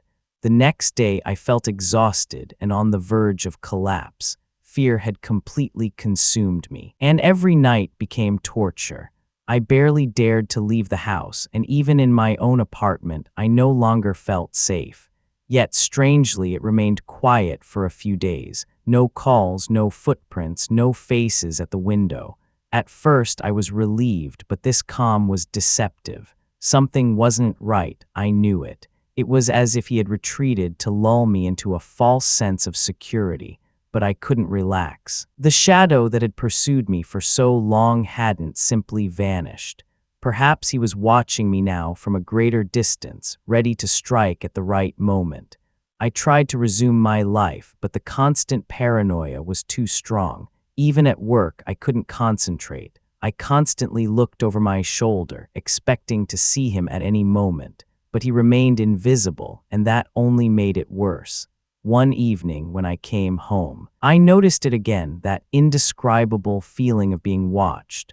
I walked through the apartment, checked every window, every door, but nothing was suspicious. Yet I knew he was there, just waiting patiently and silently, like a hunter with his prey in sight. The days stretched on endlessly, and I was paralyzed by fear. The constant uncertainty of not knowing when he would strike again was worse than any open attack. The calm before the storm suffocated me. Then came the night that changed everything. It was late, and I lay awake in my bed, the blanket wrapped tightly around me. A storm raged outside. The wind howled around the house, and the rain lashed against the windows.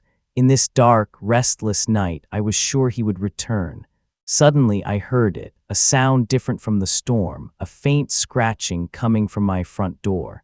I jumped out of bed, my heart pounding like crazy. The scratching grew louder, and then a dull knocking followed. He was here, right outside my door. I froze in fear. Everything in me screamed to run away, but my legs wouldn't obey. The knocking intensified, as if he wanted to break down the door. Desperately, I reached for my phone, wanting to call the police, but the moment I held the phone to my ear, the knocking stopped. For a moment, there was absolute silence. I held my breath, listening, but there was nothing left but the sound of the storm outside. Trembling, I went to the door, unsure what to do, but when I looked through the peephole, no one was there. He had vanished, but I knew it wasn't the end. I spent the rest of the night awake, sitting in the dark, waiting for his next appearance. The storm finally subsided, but inside me it continued to rage. Since that night, nothing has been the same. The man who had pursued me for months never reappeared, at least not so that I could see him. But the feeling that he is out there has never left me. It's as if he has become a shadow that always accompanies me, even if I no longer see him. I left my apartment, moved to another city, but even here I don't feel safe. Every call, every knock at the door makes my heart beat faster. I constantly look over my shoulder, as if he could appear out of nowhere at any moment. It's as if he didn't just pursue me physically, but psychologically as well. He has occupied my thoughts, permeated my dreams. Even in the calmest moments, I feel his presence. It's a terror that eats me from within, a fear that never disappears. I often wondered why he chose me, what I had done to attract his attention. But these questions remain unanswered. All that remains is the constant fear that one day he will reappear, and perhaps he is waiting for exactly that. For the moment I let my guard down, then he will come back.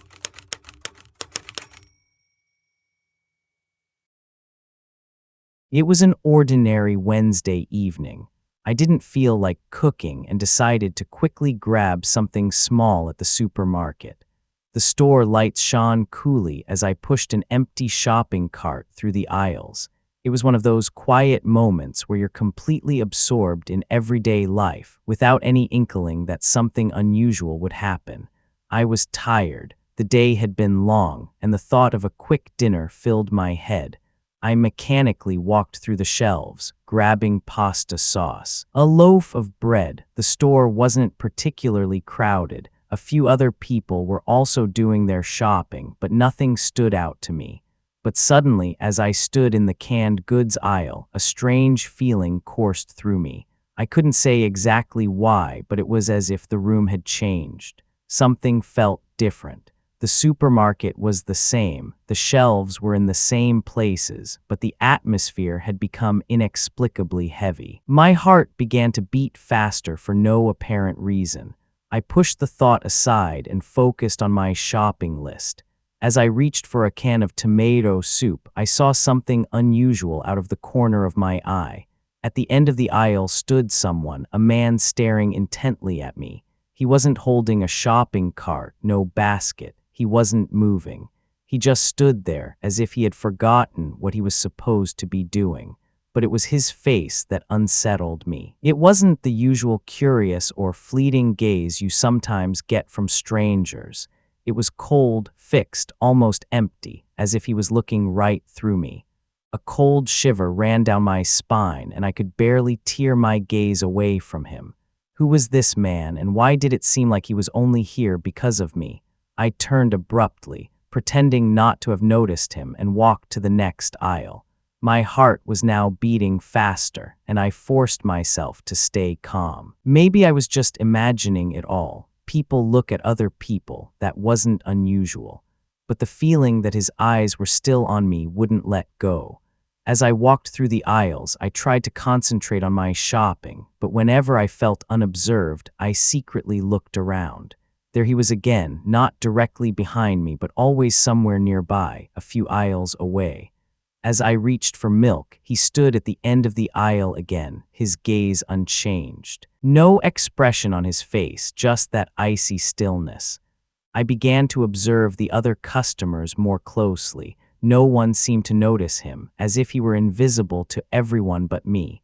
That disturbed me even more. I thought about leaving the store, but I didn't want to admit I was scared. It was ridiculous. It was just a man in a supermarket, right? But every fiber of my body screamed that something was wrong. As I stood at the checkout and placed my items on the conveyor belt, I didn't dare turn around. The cashier spoke to me, asked for my loyalty card, but I could barely focus on her words. I could practically feel him standing somewhere behind me, his eyes boring into me. What did he want from me? As soon as I had paid for my things, I hastily packed them and left the supermarket. The cool night air hit my face, but instead of relief, I felt only panic. Yet the man was nowhere to be seen. Still, the feeling that he was watching me remained. The next few days passed normally. I went to work, met friends, and tried to forget the supermarket experience. But every time I walked through the city, it seemed as if he was there.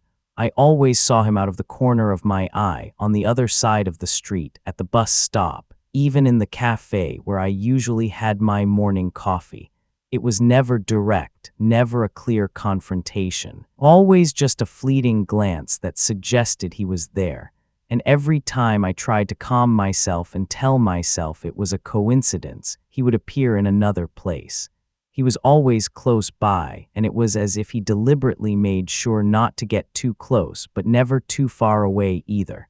At first, I thought it was my imagination. Perhaps I was just seeing someone who looked like him. But over time, it became unbearable. It was always the same expression, the same fixed face staring at me. Never a smile, never a sign that he recognized me, just this cold observation. I began to doubt my own perception. One evening, as I walked home, I saw him again, this time directly in front of my apartment building.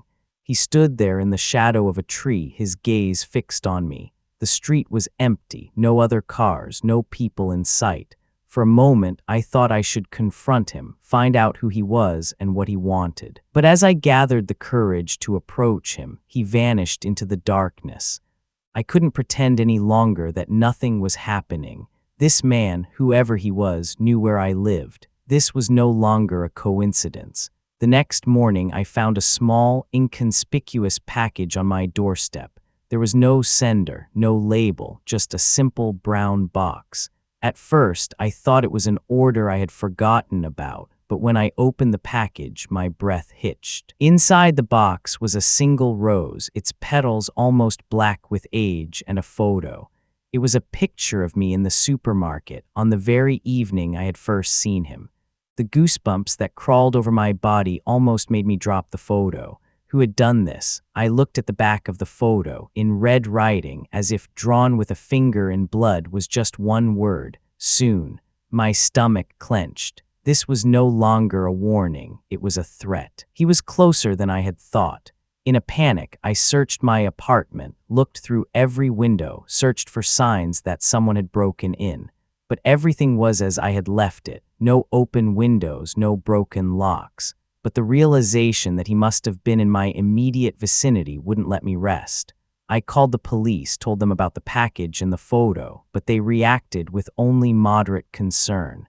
There was no evidence of a crime, just a strange delivery. They told me to call them immediately if I saw him again, but I knew that wasn't enough. The man was playing with me. A few days later, as I opened my mailbox, I again found something strange. Among the usual bills and flyers was a single envelope with no sender. It was thin, almost empty. With trembling hands, I opened it and pulled out a single sheet of paper. On it were just 3 words in red, scrawled writing: I am here. I dropped the letter and hastily stepped back. The mailbox was locked. There was no way anyone could have opened it without a key.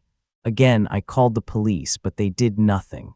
It's just a note, they said. No evidence, no trace of the man I kept seeing. But I knew it. He was watching me, and he made no secret of the fact that he was getting closer. The night after I found the letter in the mailbox, I was awakened by a strange sound. It was quiet outside, but I heard it clearly: footsteps. They came from outside, directly under my bedroom window. Slow, heavy steps that went back and forth, as if someone was deliberating whether to knock or just peer inside. My heart immediately began to pound. I lay stiff in bed, unable to move. The steps continued, always even, always at the same distance. I crept quietly out of bed, crawled on all fours to the window, and lifted the curtain just a tiny crack. My breath hitched. There he was, the man from the supermarket.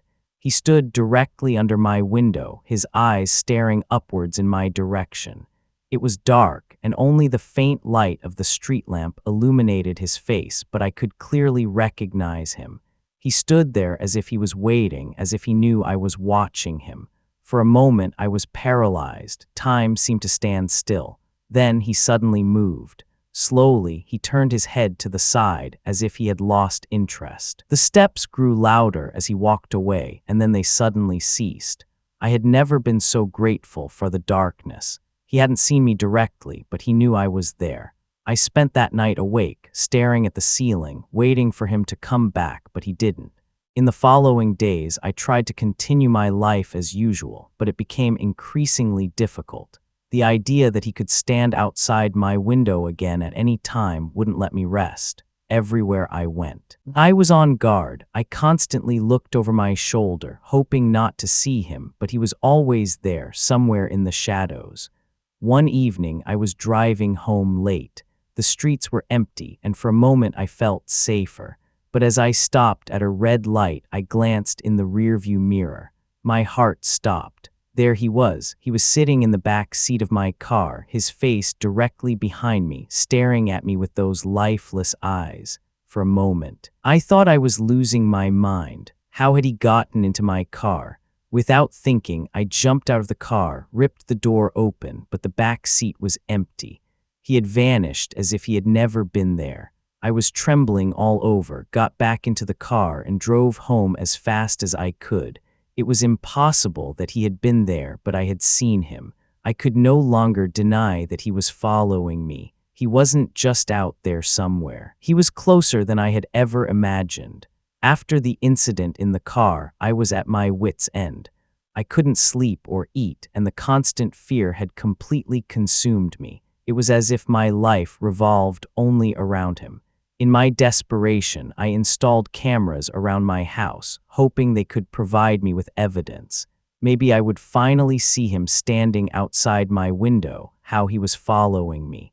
The first few days, everything seemed normal. The cameras only recorded the movements of neighbors, cars, and occasionally a cat. But on the third night, I saw him again. As I checked the recordings in the morning, a cold shiver ran down my spine. There he was at exactly 3 a.m., right outside my front door. He stood completely motionless, staring into the camera as if he knew exactly that I was watching him. His face was just as lifeless as ever, his eyes cold and empty, but he didn't move. He stayed there for almost 10 minutes before slowly turning and disappearing into the darkness. The recording ended, and I felt panic rise within me. What did he want from me? Why had he chosen me? The questions kept circling in my head, but I found no answer. All I knew was that he would come back, and this time he wouldn't be content with just watching. A few days later, I decided to go to my parents' house for the weekend. I needed distance from my apartment, from the city, from him. Maybe it was just my imagination, I told myself. Maybe I was just imagining all this, and escaping the familiar surroundings would help me think clearly again. But as soon as I reached the city limits, I felt it again, that dull feeling in my stomach that something wasn't right. I looked in the rearview mirror, but there was nothing, no cars behind me, no signs that I was being followed. But the feeling remained, clinging to me like an invisible hand that wouldn't let go. When I reached my parents' driveway, I saw it. At the edge of the forest, behind the trees, stood a silhouette. It was too far away to clearly recognize who it was, but I knew it. He had found me. Even here, I wasn't safe. I immediately locked myself in my parents' house, tried to tell them about my fear, but they dismissed it as imagination. They said I was stressed, that I needed rest, but I knew better. He had followed me, and this time he wouldn't disappear. That night, while I was at my parents', it happened. I was in the guest room. The window was wide open to let in the fresh night air. But in the middle of the night, I was awakened by a faint knocking. At first, I thought I had dreamt it, but the knocking grew louder, more rhythmic.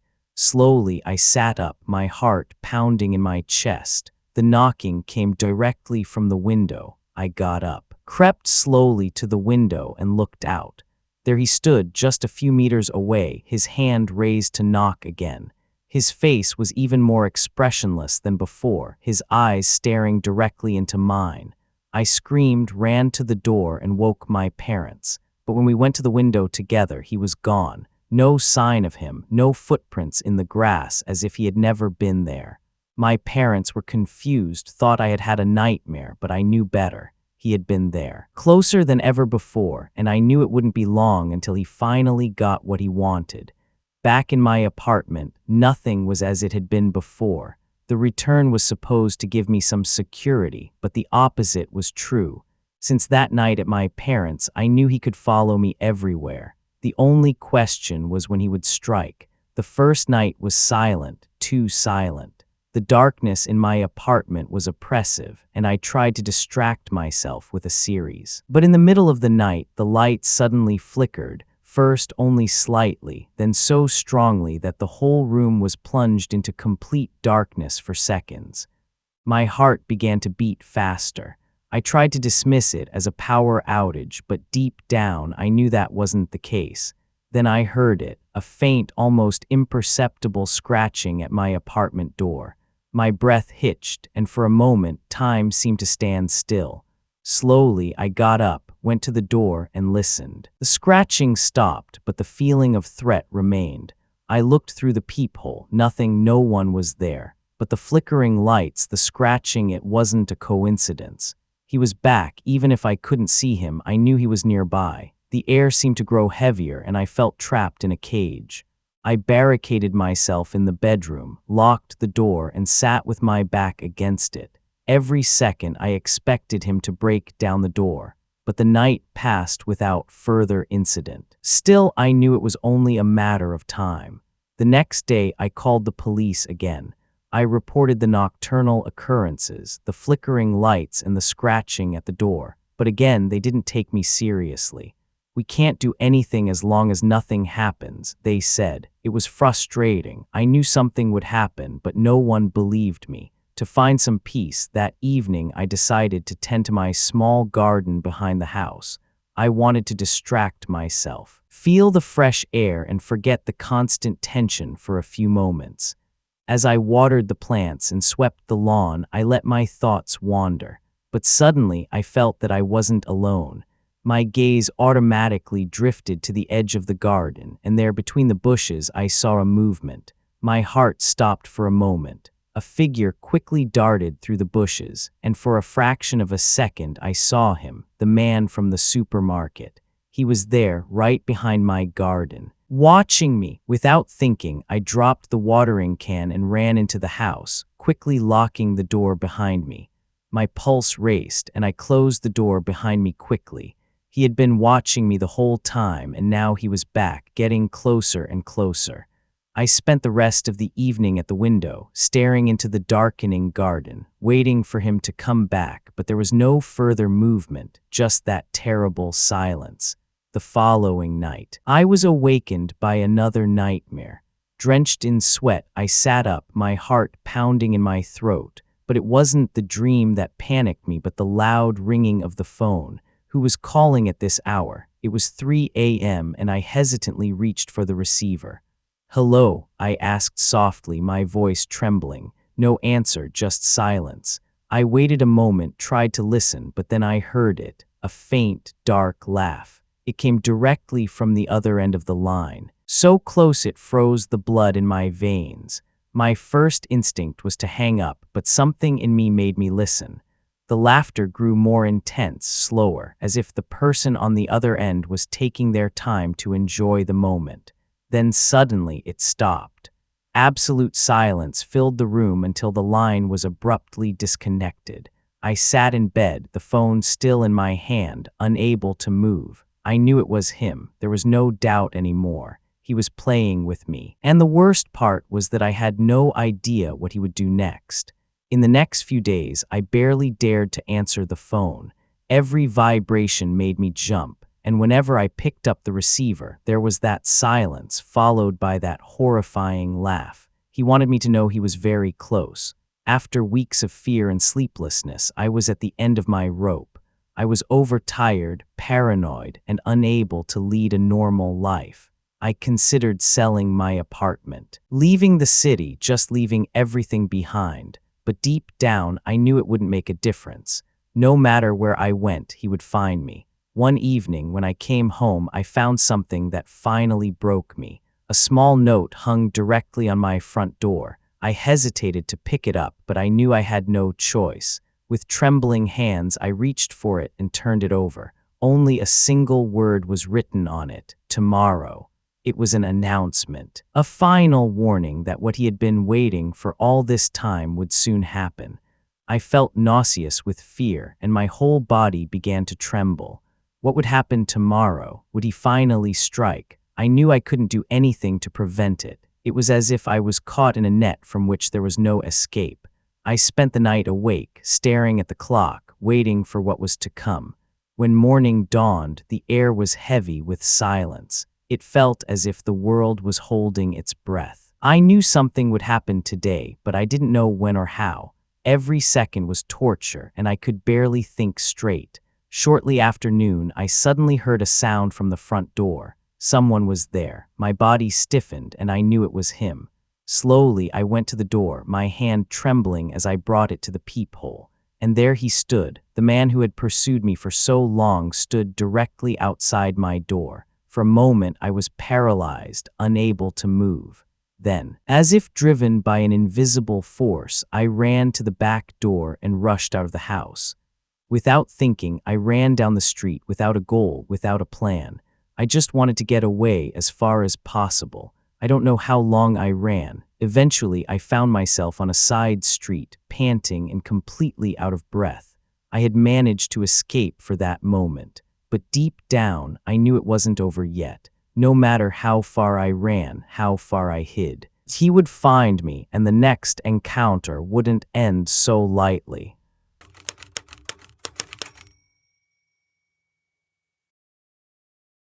It all started quite innocently. I often went for walks in the park, especially after a long day at work, to clear my head. It was my small refuge, a place where I could enjoy nature and organize my thoughts. It was a calm, peaceful late summer evening, and the trees cast long shadows on the path. The park was empty except for a few joggers and dog owners doing their rounds. The sun was just beginning to set, and the air was pleasantly cool. I sat on a bench, looked at the small lake in front of me, and listened to the rustling of the leaves. It was one of those moments when you feel completely safe and secure, but that feeling wasn't to last long. Out of the corner of my eye, I noticed someone on the other side of the lake, a man who was just standing there, watching me. He was far enough away that I couldn't properly make out his face, but I felt his eyes on me. At first, I tried to ignore it. Maybe he was just looking in my direction by chance, but the uneasy feeling in my stomach didn't subside. After a few minutes, I got up and continued my walk, but the feeling that he was watching me accompanied me with every step I took. I could practically feel his eyes on my back. I turned around, but he was no longer to be seen. Still, the eerie feeling that he was somewhere nearby remained. As I left the park and walked home, I tried to forget the incident. It was probably just a coincidence, I told myself. But deep down, I felt that it wouldn't be the last time I saw him. 2 days later, I went to the park again for my evening stroll. The recent incident was still on my mind, but I tried to push it away. Maybe I had overreacted. Maybe it really was nothing. But as I passed the same bench where I had sat last time, I noticed him again. This time, he was sitting on the bench, right where I had sat 2 days before. He wore the same dark jacket and the same cap as last time, and again he observed me without making a single movement. His eyes followed me as I walked along the path, and my stomach clenched with fear. I tried not to look, quickened my steps, and hoped he wouldn't follow me, but the feeling that he was there wouldn't leave me. He didn't stand up, didn't call out to me, he did nothing. But his mere presence completely unnerved me. As I left the park, I couldn't help but turn around one last time. The man was gone, the bench empty, but the feeling that he was watching me remained. It was as if he had burned himself into my mind, and I couldn't shake him off anymore. That night, I barely slept. Every sound, every shadow outside made me jump. I wondered who this man was and why he kept reappearing, but I still had no answer. The next few days, I tried to take my walk earlier while it was still light. I told myself it would be safer that way, but deep down I knew it didn't matter. He would find me anyway, and that's exactly what he did. No matter what time I went to the park, he was always there. Sometimes he sat on a bench, sometimes he stood at the edge of the lake, but each time he watched me, silently and motionless, as if I were the only person that mattered to him. I didn't know what he wanted, and that made it even worse. I started seeing him everywhere. When I drove to work, he stood on the street corner. When I went shopping, I saw him at the other end of the supermarket, always the same empty eyes following me. My heart raced, and I began to doubt my sanity. Was this all real, or was my imagination playing tricks on me? Every time I thought I could escape him, he reappeared. It was as if he lived in my shadow, always there, always silent. Without saying a word, the worst part was that no one else seemed to notice him, as if he was only visible to me. I told my friends about it, but they laughed it off. "You're just imagining it," they said. "It's just a coincidence." But I knew better. This man was following me. He had crept into my life, and I had no idea how to get rid of him. Soon, I barely dared to leave the house. The thought of seeing him again became an obsession. With every step I took on the street, I searched for him, my eyes restlessly scanning the crowd, looking for his familiar face, his cold, fixed eyes. But the more I looked for him, the less I seemed to find him. That was even more disturbing. I knew he was out there somewhere, watching me, but instead of being openly visible, he now hid in the shadows, in the invisible corners of my everyday life. I began to see him in every stranger. Anyone who passed me could be him. This constant uncertainty was driving me crazy. In the evenings, when I sat alone in my apartment, I felt his presence even more strongly. It was as if he was lurking in the walls, as if his eyes were watching me through the windows. Every creak, every rustle made me jump, and I couldn't help but repeatedly look out the window. But outside, there was nothing, no movement, no figure. Still, I felt him. His proximity was so palpable that it almost took my breath away. I began to lock the windows, close the curtains, and double-lock the doors, but it didn't help. His presence was in my head, and I couldn't shake it off. It was as if he had broken into my life without ever truly being there. After weeks of paranoia and fear, I decided to give myself a break. I took a few days off work and decided to spend the weekend out of town, in a small guest house by the lake, far away from everything that reminded me of this man. The first few hours were indeed relaxing. The fresh air, the tranquility of the lake, and the feeling that I had finally escaped. I could almost forget what had happened in the past few weeks, but the illusion of safety didn't last long. On the second evening, as I walked back to the guest house after a stroll by the lake, I saw him. He stood at the edge of the forest, motionless, his eyes fixed on me. My heart stopped. How could he find me here? I was hours away from my home, in a place I had chosen spontaneously. It could no longer be a coincidence. This man knew where I was, where I went, every one of my movements. I felt like a mouse in a trap. The thought that I was safe nowhere made panic rise within me. I turned and ran back to the guest house without looking back. That night, I decided to leave immediately the next morning, but even the feeling of running away seemed useless. No matter where I went, he would be there, always silent and watching. The next morning, I left the guest house as early as possible. The night had been dreadful. I hadn't slept a wink, just stared out the window, expecting him to emerge from the shadows at any moment. But it remained silent, too silent. With trembling hands, I packed my things, threw everything into the trunk, and drove off before the guest house staff were even awake. As I drove along the narrow roads, I kept holding my breath, expecting to see him at the next corner, but he was nowhere to be seen. Maybe I had finally been lucky, maybe it was just a strange twist of fate, but after an hour on the highway, I noticed it. A car had been following me for a while, neither decreasing nor increasing its distance. At first, I didn't think anything of it, but when the car took the same route as me at every turn, every exit, my heart began to beat faster. This was no coincidence. I tried to calm myself. Maybe it was just someone who happened to be driving the same route. but the fear in my stomach wouldn't let go. I decided to take a detour through small, secluded roads that hardly anyone knew, but the car stayed behind me. I couldn't see his face, but I knew it was him, the silent observer. The man who had been pursuing me for so long was again close on my heels. It was a hunt, and I was the prey. When I finally arrived home, I felt empty and drained. The car had followed me the entire journey, and although it eventually disappeared, I knew it wasn't over. He had found me no matter where I went, and now I knew he would always be near me.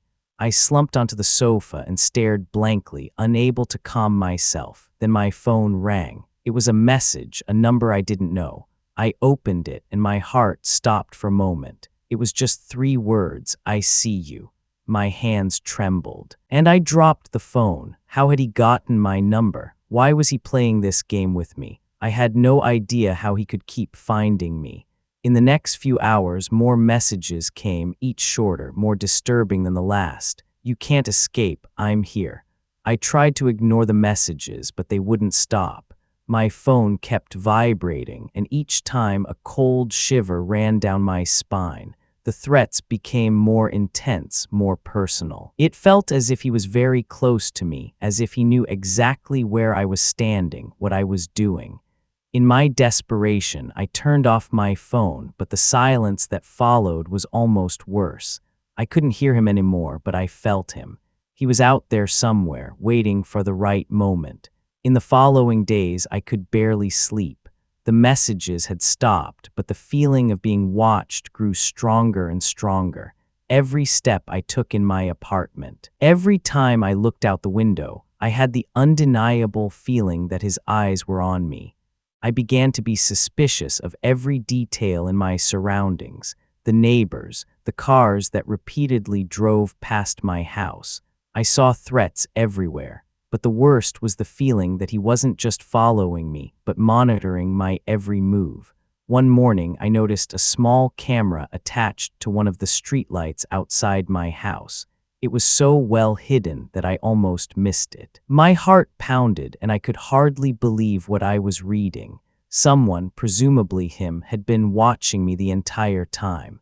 The camera was pointed at my apartment, directly at my bedroom window. I immediately ran outside and tore the camera down, but it was too late. He had been monitoring me. I wondered how many more such cameras he had installed. I searched the entire house, rummaged through every room, every hiding place, but I found nothing else. Still, the feeling that he was watching my every move remained. It was as if I was trapped in my own home, as if I could no longer be safe anywhere. The surveillance had completely derailed me. I began to question every step I took. When I left the house, I felt his eyes on me. When I went to the shops, I felt as if he was standing right behind me. It was as if he was trapped in the walls of my life, always there, always silent. One evening, as I walked through the streets of my neighborhood, I suddenly noticed something strange. Notes were attached to various lampposts and walls, blurry black and white photos of me. My heart stopped. Who had taken these photos and why? I tore off one of the notes and turned it over. On the back, in thick black letters, was written, "Soon." I felt a wave of cold panic wash over my body.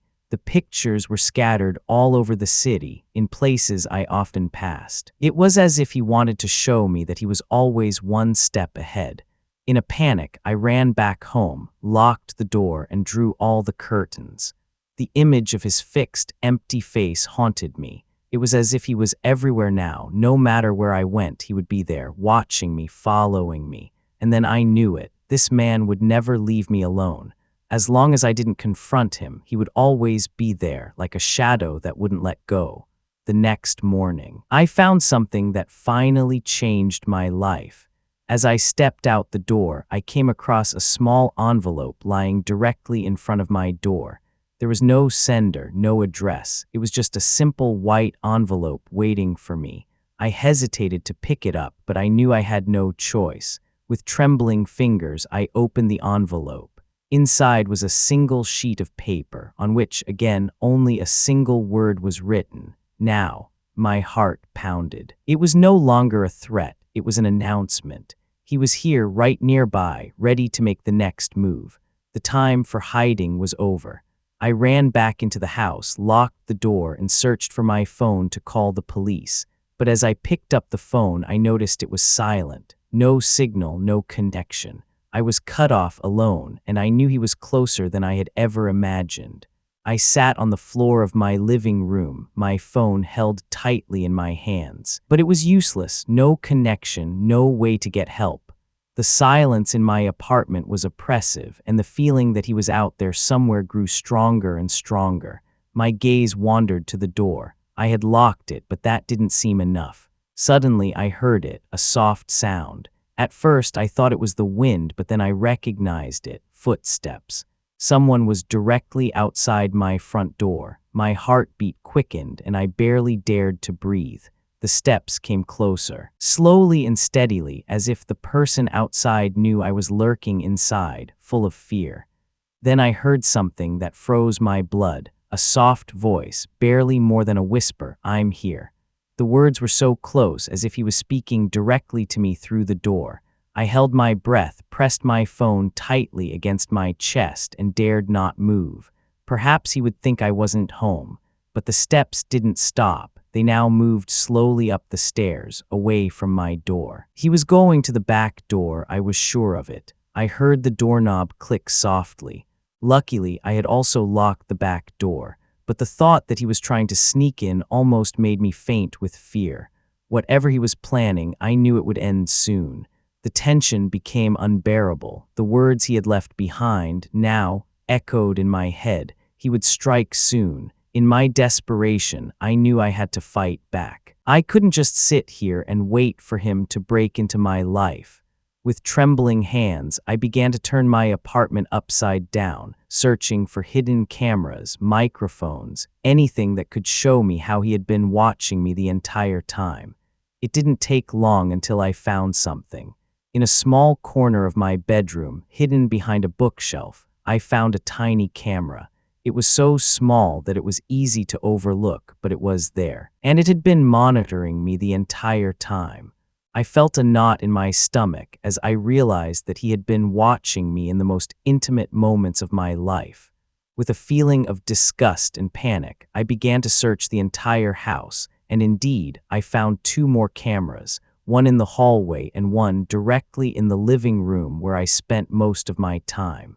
Each time I found one, it felt as if a piece of my security was being torn away. It was as if he had already had me in his grasp long before I even noticed. I knew there was no point in removing the cameras. It was too late. He had seen everything, heard everything. He knew everything about me. I felt helpless, like a mouse caught in a trap, waiting for the final blow. In a moment of blind panic, I decided to flee. I couldn't stay here any longer, not if he knew my every move, could watch me at any time. I grabbed my car keys and ran to the door, yanked it open, and stepped out into the cool night. My heart pounded as I sprinted to the car. I just wanted to get away as fast as possible. But as soon as I sat behind the wheel, I felt it again, that eerie feeling of being watched. I looked in the rearview mirror, and for a moment I thought I recognized his face in the darkness behind me. I shook my head, telling myself it was just imagination. But the panic within me grew. I drove off. The streets were almost deserted, but the feeling that he was near wouldn't leave me. Every car that followed me, every light on the roadside, it seemed as if he was pursuing me everywhere. The darkness around me became oppressive, and I felt fear engulf me. After a few kilometers, I stopped at a rest area. I couldn't go on. The fear had completely overwhelmed me, and I couldn't drive any further. But as I got out of the car and breathed in the cool night air, I knew there was no place where I was safe from him. He would always find me. With trembling hands, I went to a bench at the rest area and sat down. I knew I couldn't flee forever. He would come, that was certain. The only question was when. I sat there in the darkness, only the soft rustling of the trees and the distant sound of the highway around me. I was alone. Then I heard footsteps, slow, steady, and they were getting closer. My heart stopped as I turned and saw him. The man who had been pursuing me for so long stood a few meters away from me, his face as expressionless as ever, his eyes staring at me as if he was studying my every move. For a moment, I was paralyzed with fear. Then I forced myself to stand up, tried to suppress the panic. "What do you want?" I asked, my voice trembling. But he said nothing. He just came closer, slowly, almost savoring it. It was as if he wanted to relish the moment when I finally couldn't escape anymore. My heart pounded in my chest, and I knew there was no escape. The darkness around us grew thicker, and I could almost feel the coldness of his gaze on my skin. There was no place left for me to hide. Then suddenly it happened. When he was only a few steps away from me, he stopped. His eyes, which had silently pursued me all this time, filled with an expression I couldn't decipher. For a moment, he looked almost satisfied. It was as if he had finally achieved what he had been waiting for all along. But then he turned around. Without a word, without looking at me, he slowly walked back into the darkness until he finally disappeared completely. I stood there, frozen, trying to understand what had just happened. Why had he stopped? What had made him just leave? The truth that slowly dawned on me was almost worse than the constant pursuit. He was never about catching me or harming me. It was about making me live in constant fear of him. He had driven me insane, completely controlled me without ever seeing the need to deliver a final blow. He had won, and I knew I would never truly be free, because even if I never saw him again, the damage was already done. His eyes, his face, they would haunt me forever.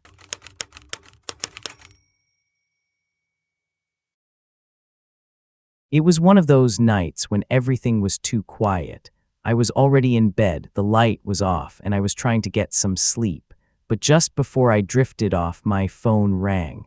The harsh sound ripped through the silence and made my heart skip a beat. It was almost midnight. Who would call at this hour? Reluctantly, I reached for my phone. The screen showed no number, just unknown. Hesitantly, I answered the call, unsure what awaited me. "Hello," I said softly, but there was no answer. For a moment, I thought it was just a technical problem, maybe a call by mistake. But then I heard it, a soft, heavy breathing on the other end of the line. My pulse quickened, and I tried to say something, but my voice failed me. The breathing was slow and deep, and it was as if the person on the other end was waiting for me to do something. After an agonizing minute, I hung up. I tried to tell myself it was just a prank, maybe someone who dialed the wrong number, but as I tried to fall back asleep, I couldn't forget the sound of the breathing. It had lodged itself in my thoughts as if it was closer to me than I wanted to admit. I lay awake for the rest of the night, staring at my phone, waiting for it to ring again. But it didn't, and yet I knew this was just the beginning. The next day, I tried to forget the call. I told myself it had no meaning, that it was just a strange coincidence. But deep down, the feeling that something was wrong gnawed at me. This unease didn't leave me all day. As night fell and I lay down in bed again, I felt a strange tension in the air. It was as if the silence itself was waiting for me. And again, shortly after midnight, the phone rang. The same loud ringing that broke through the darkness. I knew I shouldn't answer the call, but something compelled me to. My hand trembled as I picked up the phone and pressed answer. "Hello," I asked. My voice barely a whisper. Again, there was only the soft breathing. But this time the person spoke. It was barely more than a whisper, a voice so soft I could hardly understand it. "I see you." That was all it said before the line abruptly disconnected. The words froze the blood in my veins. It wasn't just a random call. Someone knew who I was. Someone knew where I was. I put the phone aside and turned it off, but even in the darkness, I couldn't shake the feeling that I wasn't alone. Someone was watching me. In the following nights, the phone didn't ring anymore, but the silence was almost worse. I kept my phone off, but the feeling of being watched wouldn't leave me. Then one morning, when I turned my phone back on, I saw it, a message from an unknown number. "Why don't you answer?" The message read. My heart began to beat faster, and I could hardly believe what I was reading. Whoever was sending me these messages knew I was ignoring the calls. It was no longer imagination. I was the target of a stranger. I wanted to block the number, wanted to simply ignore all this. But before I could, another message came. You can't hide. I felt sick with fear. Every message felt like a dagger thrust. It was as if the person on the other end was not only watching me, but also knew exactly what I was doing. I began to grow suspicious. Every time I left the house, I looked around, searching for anything suspicious, but I never saw anyone who looked directly at me. It was as if the stalker was invisible, always near, but never tangible. It wasn't long until the messages also came during the day, each colder and more threatening than the last, and no matter how often I tried to block the number, the messages always found a way back to me. The situation became unbearable. Every night when I lay down in bed, my phone would start vibrating. Messages, calls, always from the same unknown number. Every time I looked at the display, I was afraid to read it, afraid to answer the next call. But the constant vibration wouldn't let me rest. I tried putting the phone far away, but even then I could hear the buzzing in my head. The silence of the night was oppressive, and I began to lose sleep. Every night I lay awake, staring into the darkness, waiting for the next vibration to begin. It was a nightmare I couldn't escape. One night, when the phone vibrated again, I couldn't take it anymore. I answered the call, my hands trembling. "What do you want from me?" I screamed into the receiver, but the only sound was a soft laugh. It was the same dark, malicious laugh I had heard before. "You'll know soon," the voice on the other end said. Then the line was dead. I sat motionless on my bed, unable to understand what had just happened. Every word, every message seemed designed to drive me further into madness. From that moment on, I barely dared to turn off my phone. It was as if the stranger had complete control over me, and no matter what I did, I couldn't escape him. A few days later, something happened that surpassed my worst fears. I had decided to turn off my phone completely to finally find some peace. But when I turned it on the next morning, there was a new message. This time, it didn't just contain a threat. It contained my name, and not just my name, but also a nickname that only a few people knew. "Do you remember this name?" the message read. My stomach clenched. It was a nickname only my closest friends had given me when I was a child. No one except my family and a few old friends knew that name. How was it possible that the stranger knew it? I realized that this was no coincidence. Someone who knew me well had access to my life. The uncertainty of who was behind the calls and messages was unbearable.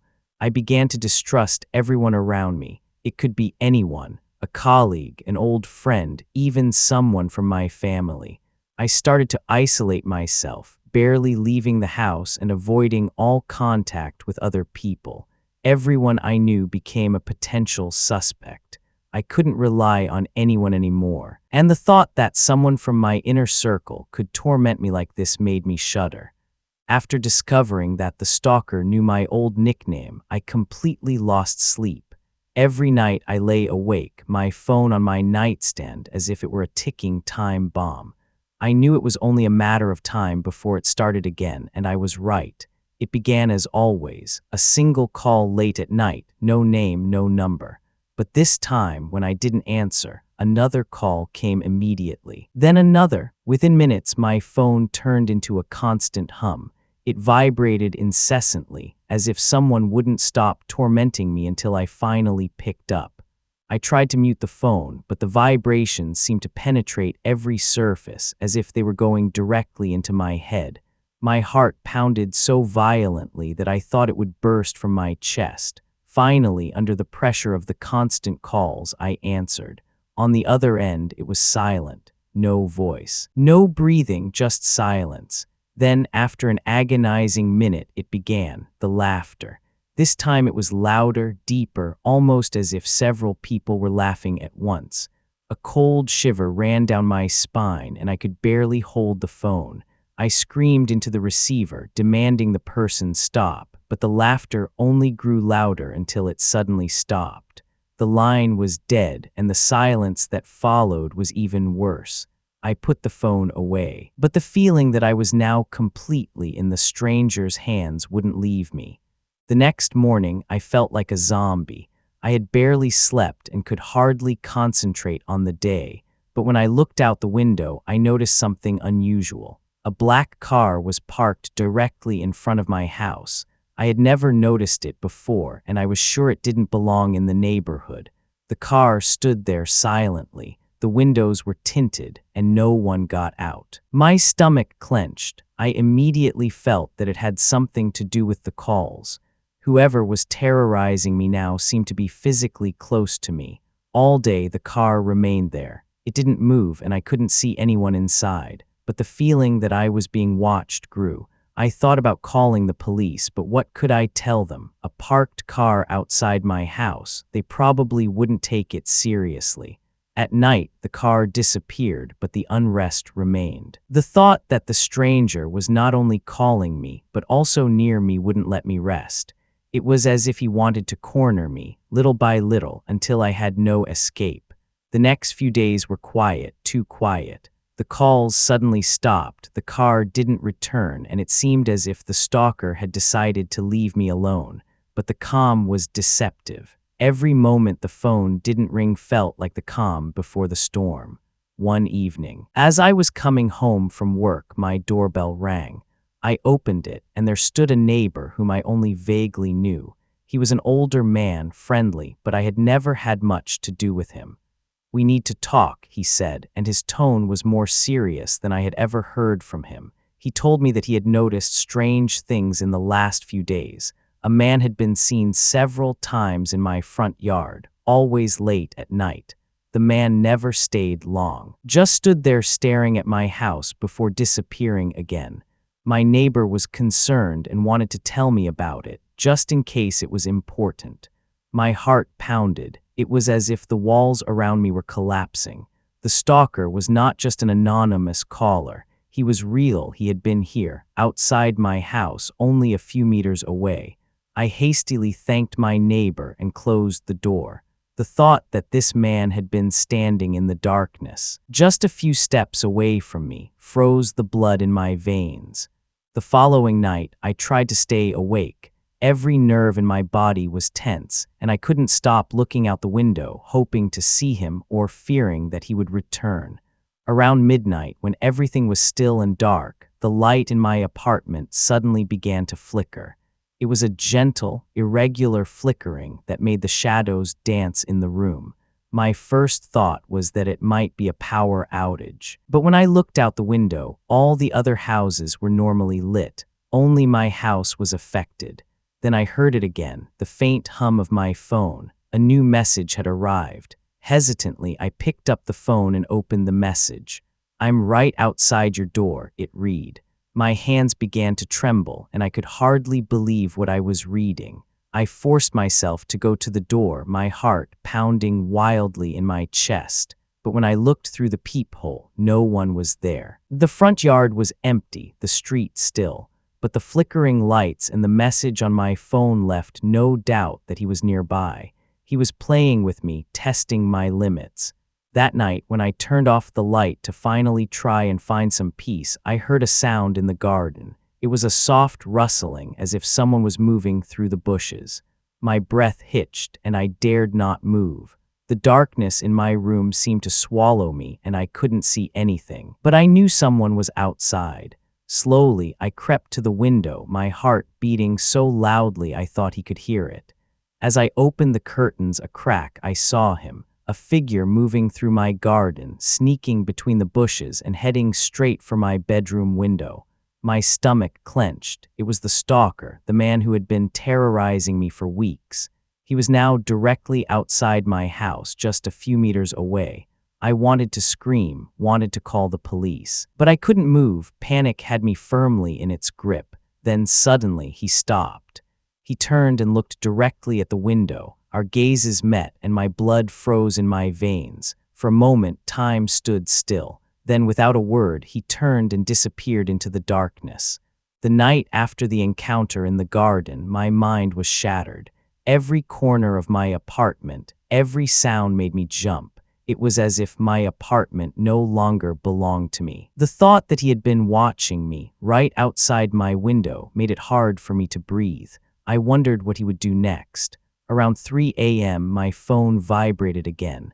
The familiar fear coursed through me as I saw the name on the display, unknown. With trembling fingers, I answered the call, although I knew I shouldn't. "What do you want from me?" I asked, my voice barely a whisper. At first, it was silent. Then I heard that laughter again, the soft, dark, disturbing laughter that had been haunting me for weeks. But this time, it was louder, almost triumphant. It felt as if he had taken another step in his sick game, as if he knew he would soon corner me. I hung up, but the laughter still echoed in my head.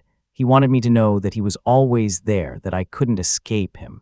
And the worst part was that he enjoyed it. The darkness of my bedroom suddenly became oppressive, and I couldn't shake the feeling that he was outside, lurking, waiting. The next day, I decided to go to the police. The calls, the messages, the man in the garden, it had become too much.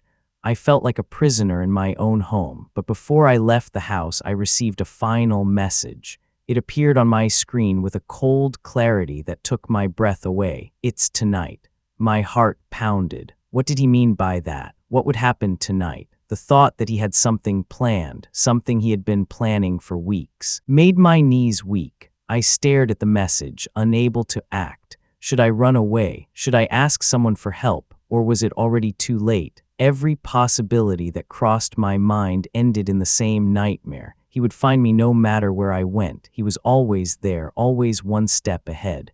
This message was a warning, or perhaps it was a threat. I didn't know how to protect myself. The hours passed and evening approached. I tried to stay calm, but fear gripped me more and more. Every sound made me jump. Every shadow reminded me of him, and the message on my phone burned into my brain. Towards evening, I decided I couldn't wait any longer. I packed a few things into a bag and hastily left the house. I didn't care where I went as long as I was away. But deep down, I knew I couldn't truly escape. He would find me, as he always had. I drove for hours through the city aimlessly, without a plan. My heart pounded incessantly, and every car that followed me made me believe it could be him. The streets were deserted, and the darkness seemed to swallow everything around me. I didn't want to stop anymore, didn't want to go back. But eventually, when the tank was almost empty, I stopped at a rest area. The air was cold, and I felt like an animal being cornered. I thought about calling the police, but what would they do? They hadn't believed me before, and besides, what if he was already on his way here? I sat back in the car and rested my head on the steering wheel. It was hopeless. I couldn't escape no matter how far I drove, how long I ran, he would always find me. This realization pierced me with cold clarity. Escape was no longer an option. It was after midnight when I drove back into the city. I didn't know where else to go. My home seemed foreign to me, but it was the only place I had. As I turned into my street, I immediately noticed that something was wrong. There was a car, a black car, parked directly in front of my house. It was the same car I had seen days ago. My stomach churned and my body began to tremble uncontrollably. He was here. This time, he wasn't just a shadow on the phone. He was physically here, right outside my door. I couldn't just go inside. My legs were paralyzed. My heart pounded in my throat, but I knew I had to do it. Slowly, I got out of the car, my eyes fixed on the black car. No light, no movement, but I knew he was there. With every step I took towards my house, the air seemed to grow heavier. As I reached the door, I felt something behind me. Slowly, I turned around, and there he stood. The man I only knew from calls and messages stood a few meters away from me, motionless, his eyes fixed directly on me. The moment our gazes met, I knew it was over. All the weeks of hiding, fear, and fleeing had led me right here. But instead of screaming or running away, I just stood there, unable to move. Then my phone rang. It vibrated loudly in my pocket, and I knew it would be the last call. With trembling hands, I pulled it out and answered. The voice on the other end was soft but clear. "It's over."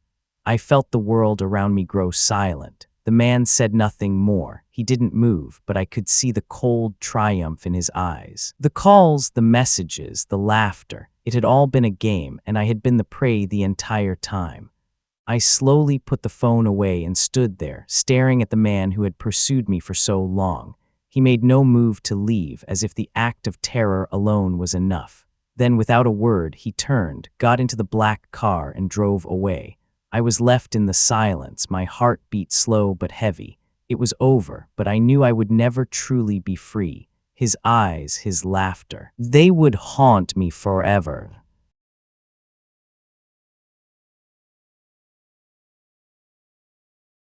It was late at night when I first stumbled upon the forum. I was looking for obscure information and came across a link that led me to a site with hardly any users. There were no eye-catching graphics or appealing content, just simple text posts and cryptic discussions, the kind of forum one easily overlooks.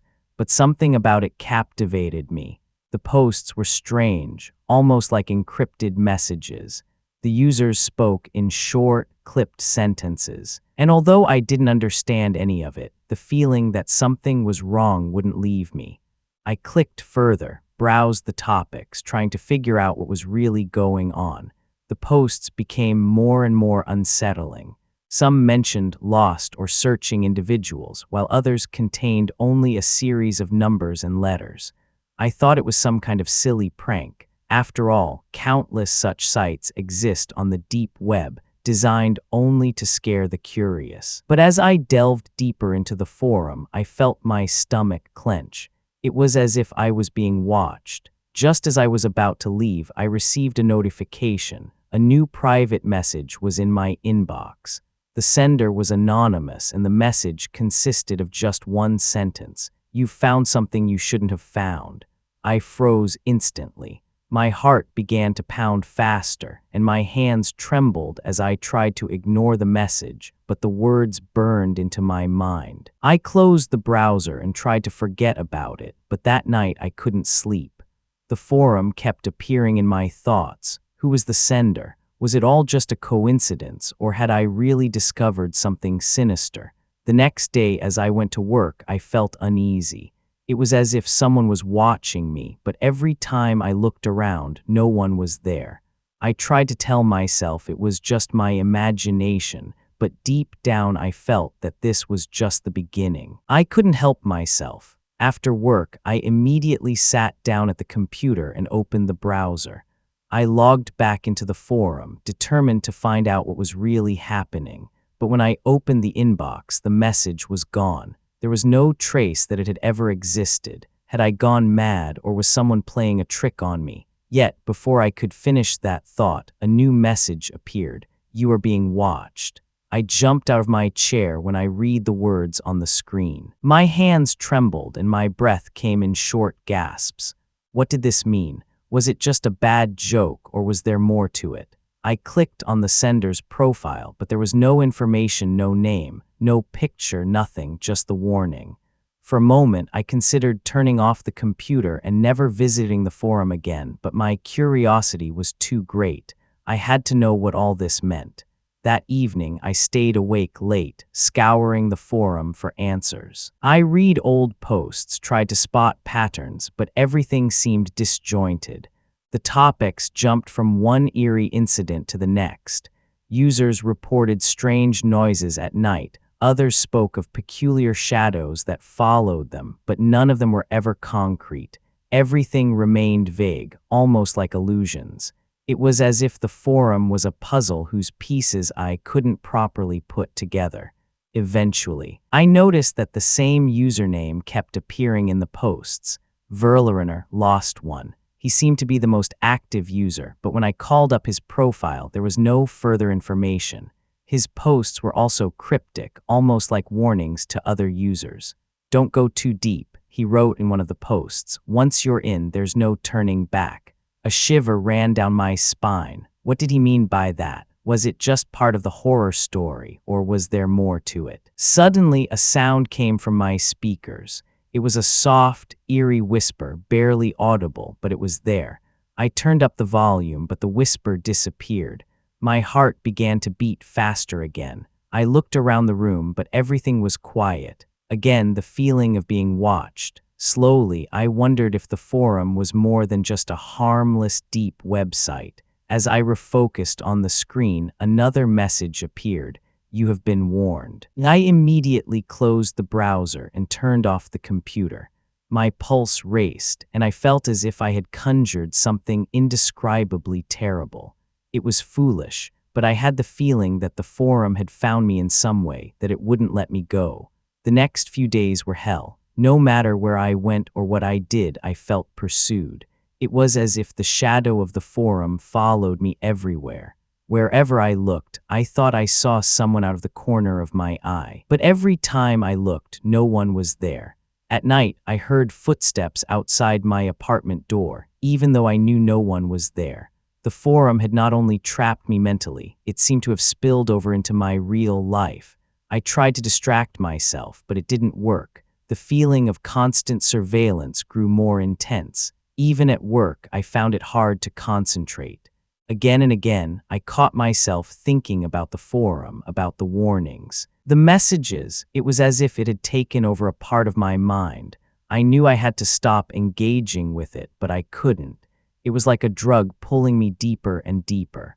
One evening, when I came home, I noticed that my apartment door was ajar. My heart raced, and I stood rooted to the spot. Had someone broken in, I had no choice.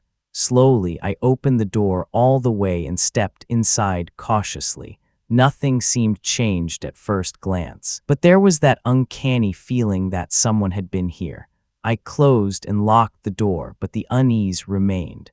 That night, I heard the whispering again, but this time it didn't come from my speakers. It came from the darkness of my bedroom. Holding my breath, I listened, but it was barely perceptible, a faint murmur, as if someone was standing right beside my bed. My whole body froze. Slowly, I reached for the light switch, but when I turned on the light, no one was there. The whispering was gone, but the fear remained. In the following days, it got worse and worse. I heard voices, saw shadows on the walls that couldn't be explained. I began to doubt my sanity. Had the forum somehow twisted my mind, or was there really something supernatural pursuing me? I no longer knew what was real and what wasn't. About a week had passed since I had found the forum, and the strange occurrences were escalating. One evening, exhausted from work, I noticed that my computer was on. I was sure I had turned it off before I left. The screen showed the forum, and in the inbox, a new message blinked. My heartbeat quickened as I approached the computer. The message was from Verleriner. They know where you are. My breath hitched. How could they find me? I had followed all security measures to remain anonymous, yet it felt as if someone had directly invaded my life. Hesitantly, I closed the message and tried to leave the site, but before I could close the browser, a new message appeared with no sender. Leave it alone or you will be lost. A shiver ran down my spine, and I couldn't stop my hands from trembling. Suddenly, the light in my apartment went out. For a moment, I stood in the dark, only the faint glow of the computer screen illuminating the room. I tried to breathe deeply and calm myself. But when I heard something creak in the corner of the room, I realized I wasn't alone. Without thinking, I grabbed my phone and activated the flashlight. The beam hit the empty corner, but the feeling of presence remained. I sat in the chair and tried to understand what was going on. Was it possible that someone had hacked into my system, or was the forum more than just a harmless, deep website? Before I could ponder it further, my gaze fell on the screen. Another message had appeared: turn off the light.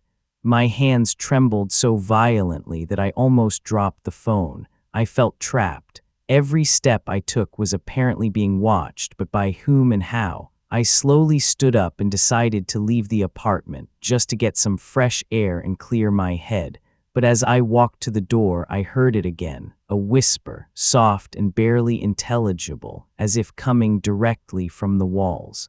The next day, I decided not to go to the forum anymore. I needed to get some distance, but the thought of it wouldn't leave me. At work, I was unfocused. My thoughts kept wandering. Something gnawed at me as if I had overlooked something important. Finally, towards evening, I couldn't resist any longer and opened the site again. This time, the chat was active. Several users were online, including Verleriner. They seemed to be discussing something that eluded me. I hesitated. But finally, I typed a message into the chat. "What is this really?"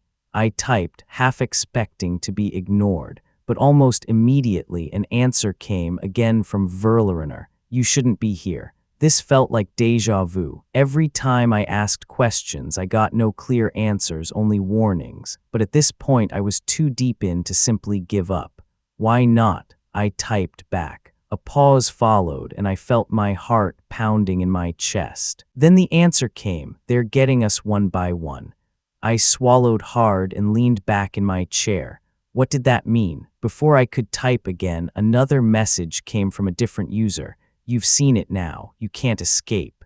In that moment, I realized this was no longer a game. Something dark, something incomprehensible was happening in this forum.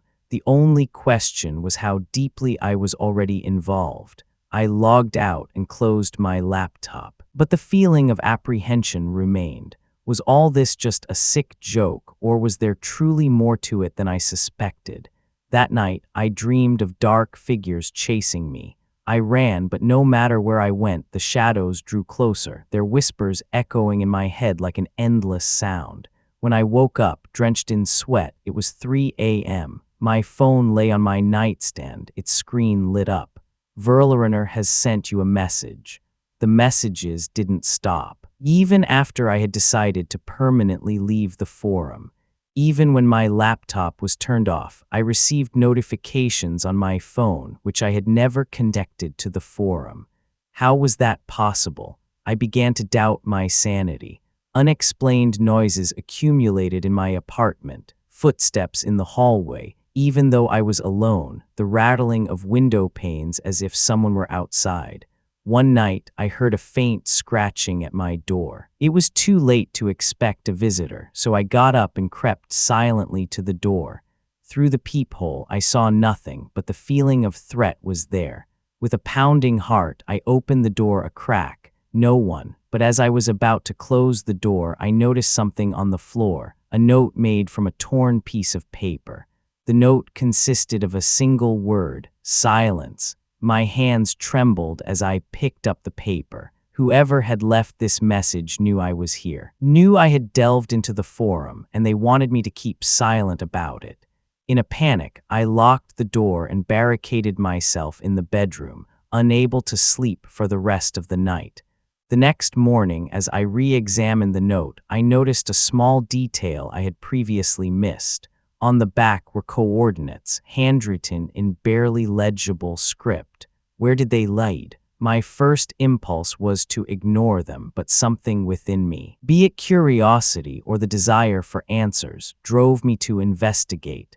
When I entered the coordinates into Google, my breath caught.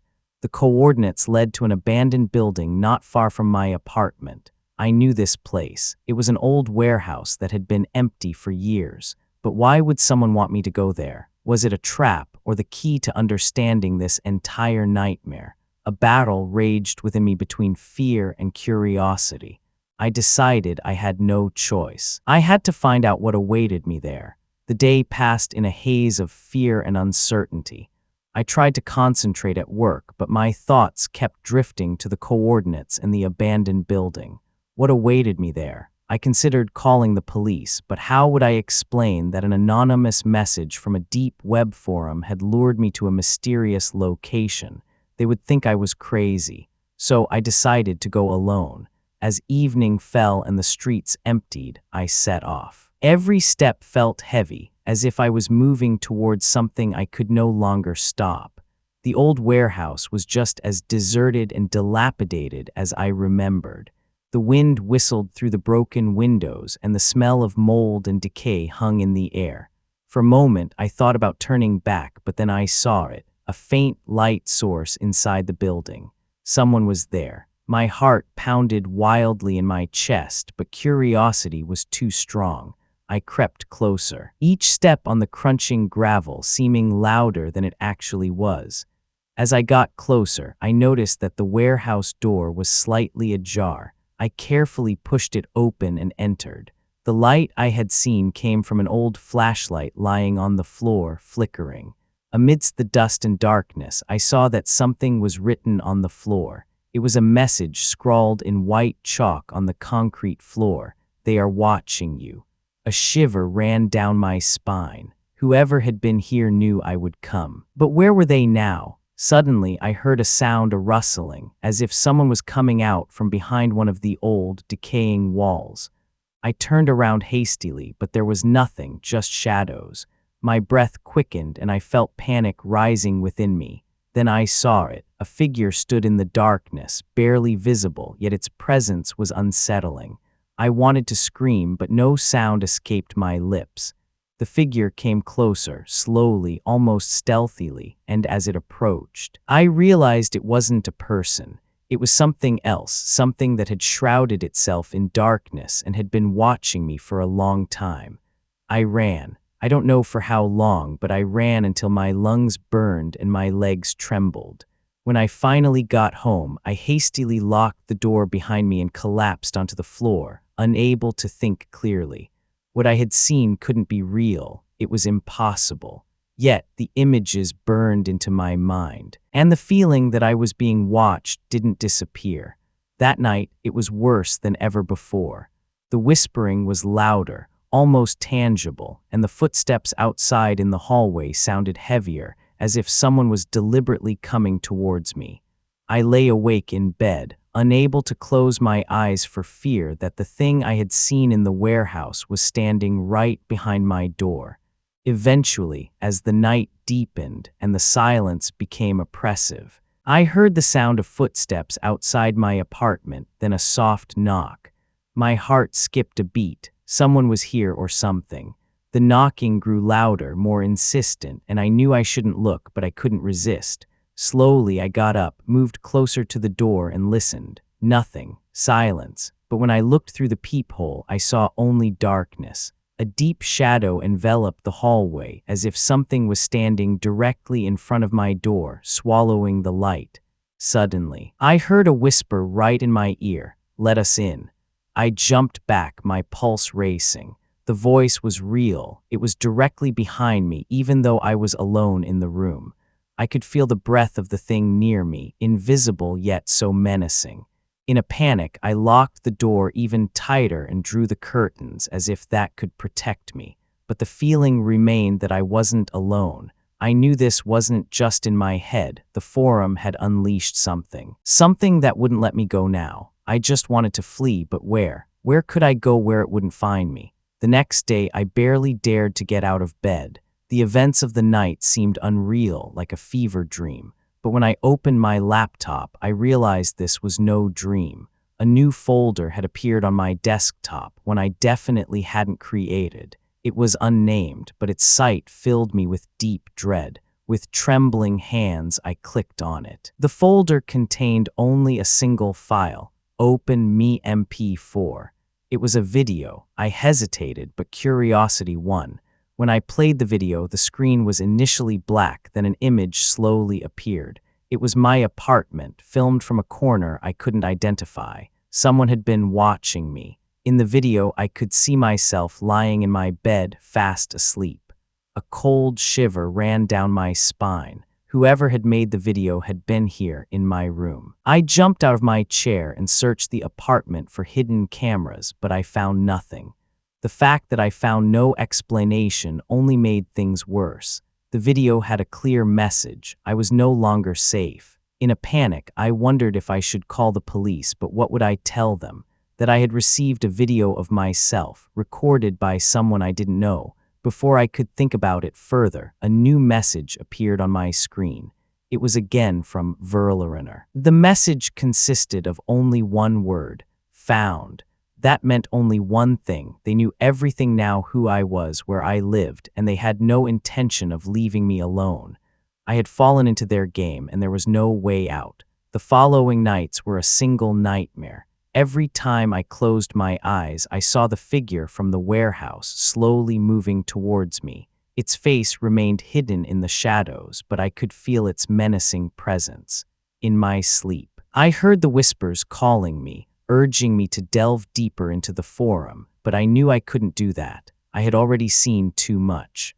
The line between reality and dream began to blur. It was as if the forum had pulled me into another world where the normal rules no longer applied. Everywhere I went, I felt eyes on me. Even in the brightest moments of the day, the darkness was not far. I began to doubt my sanity. Had I gone crazy? Or was all this really happening? I decided to take a break from everything: the forum, the video, the messages. All of it had to recede into the background. I decided to go away for a weekend, somewhere I could get away. But as I left the city, a strange feeling came over me. It was as if something or someone was following me, invisible yet always near. On the highway, I kept seeing the same black car in my rearview mirror. At first, I thought it was a coincidence. But after several kilometers during which the car stayed consistently near me, I began to get nervous. Every time I changed lanes, it followed me. My heartbeat quickened, and I could feel the sweat on my forehead. The forum had found me even out here. I sped up, but the car stayed with me, never getting too close. It was as if it was deliberately studying my movements, waiting for me to make a mistake. Finally, I decided to stop at a rest area to see if the car would follow me. As I took the exit, the black car hesitated briefly, then sped past. Relief washed over me, but I knew the danger wasn't over yet. The rest stop was almost empty, and as I got out and looked around, I felt the air around me grow heavy.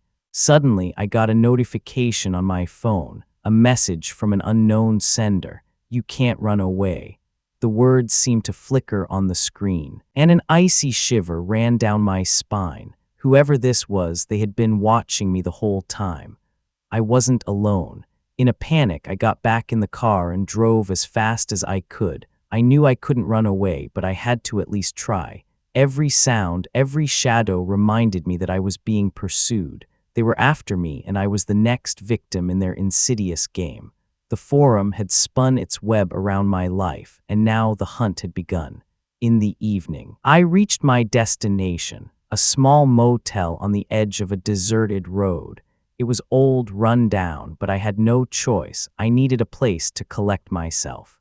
The woman at the reception was friendly, but her eyes seemed to pierce through me as if she knew more than she let on. She gave me the key, and I went to my room, still tense. The room was small and sparsely furnished, but it had everything I needed. I threw my bag on the bed and sank heavily onto it. For a moment, I felt safe, but then I saw the laptop in my bag. I had taken it with me to get some distance from the digital world, yet now it was an unyielding link to what was pursuing me. Despite my fears, I couldn't resist. I opened the laptop and logged back into the forum. Immediately, a new message blinked. It was from Verlarener, "Welcome home." The words froze my blood. They knew where I was, even here, far from my apartment. They had never truly left me. I began to type, not knowing what to say. "What do you want from me?" Minutes passed without a reply. My breath was shallow, and I felt panic rising within me. Then, without warning, I heard footsteps outside my room door, slow, heavy steps that grew closer and closer. I froze, unable to move. The steps stopped directly in front of my door. For a moment, everything was silent, then a soft knock, just like in my apartment. I didn't dare open the door. Instead, I stared at the screen, at the blinking message. "We are closer than you think." The footsteps outside slowly receded, but the feeling of threat remained. Whatever this was, it wouldn't let me go. I had been pulled into the darkness of the forum, and now there was no escape. I couldn't stay in the motel any longer. The next morning, I left the room before the sun even rose. I hastily packed my things and drove off without a destination. I only knew that I had to get far away, as far as possible. But no matter how fast I drove, the feeling of being pursued didn't disappear. Everywhere I looked, I saw signs of their presence: black cars, blinking messages on my phone, the sudden disappearance of cell service just as I tried to call someone. I was trapped in a web of fear and paranoia. Every sound made me jump, every shadow seemed alive. As dusk set in, I reached a lonely gas station. The tank was almost empty, and I had no choice but to stop. The attendant looked at me suspiciously as I got out of the car. "You shouldn't be here," he mumbled as he filled the tank. I asked him what he meant, but he just shook his head. Something wasn't right here. Another message on my phone: "You can't escape us." I dropped the phone, unable to deal with it any longer. The attendant watched me out of the corner of his eye but said nothing. When I tried to pay, I noticed that my credit card wasn't working. "It's not safe here," he whispered, giving me back my money. Without another word, I drove off. My heart raced as I continued into the darkness. There was no place where I was safe. It was clear that the Forum had found me wherever I was. The shadows had caught up with me, and it was only a matter of time until they devoured me. Eventually, in the middle of the night, I stopped. I was exhausted, physically and mentally. I couldn't run anymore. The sounds and shadows had worn me down, and the messages on my phone had become unbearable. I turned off the engine and leaned back, my eyes closed. Maybe this was the end. Maybe it was better to just give up. But as I sat there, I suddenly felt a strange calm. It was as if I experienced a moment of clarity amidst all the chaos. I knew that the Forum had been playing a game with me, that it had slowly but surely destroyed me. But there was one last thing I had to do. I reached for my phone and opened the last message.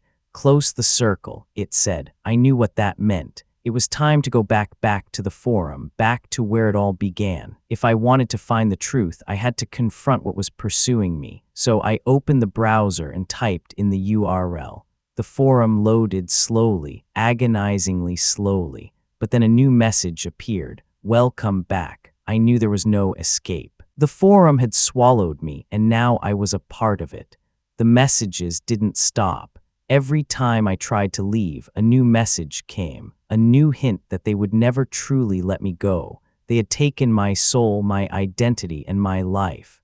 I was trapped in their web forever. Now, as I write this, I know there is no turning back. The darkness I discovered in the Forum has consumed me, and the shadows have caught up. They are still watching me in every corner, on every screen. If you read this, I ask you only one thing: don't go deeper. There are things you shouldn't see, things that will change you forever. If you ever feel that someone or something is watching you, listen to that feeling. They are out there waiting. You can run, but they will find you. They find us all. The Forum remains open, and it awaits the next one. If you are too curious, you will soon find out that you are never alone.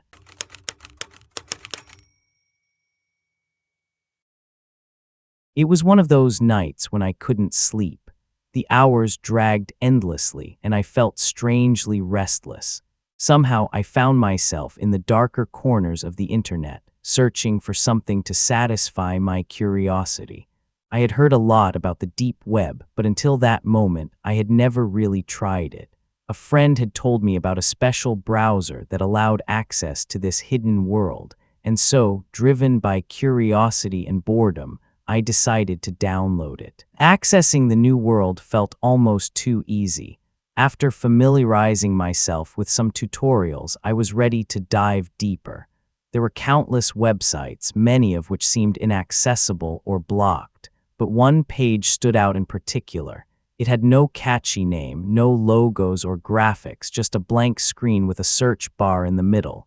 Curious, I typed a few random words and pressed enter. Nothing happened. The page remained blank, as if ignoring me. But then, after a few seconds, something changed. The screen flickered, and a list of users appeared, seemingly online at that moment. It was strange, as I had thought the page was empty. The usernames seemed randomly chosen, not real names, just combinations of letters. I clicked on the first entry, and to my surprise, a profile opened. There was no information, just a black profile picture and an option to send the user a message. Although I had a feeling it wasn't a good idea, I decided to write a message. "Hello," I typed and pressed send. For a moment, nothing happened.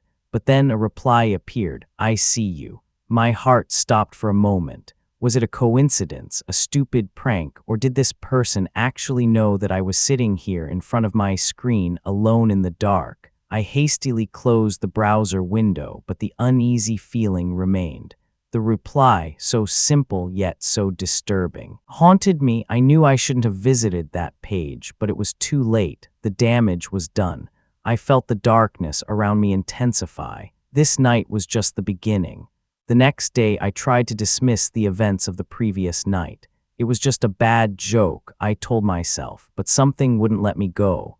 The simple message, "I see you," echoed in my head. Whoever had written it seemed to really be watching me, but that was impossible, wasn't it? I had taken all security measures to protect my identity. Nevertheless, I felt uneasy all day. At work, I could barely concentrate. Every time I returned to my computer, there was this vague feeling that something wasn't right. My screen sometimes flickered as if an invisible force briefly activated it. It's probably just my imagination. I tried to convince myself, but my gut feeling told me otherwise. When I came home that evening, my curiosity was stronger than my fear. I wanted to find out more about this page. I opened the browser again, my heart racing. The page was still there, exactly as I had left it. I clicked again on the profile that had sent the message.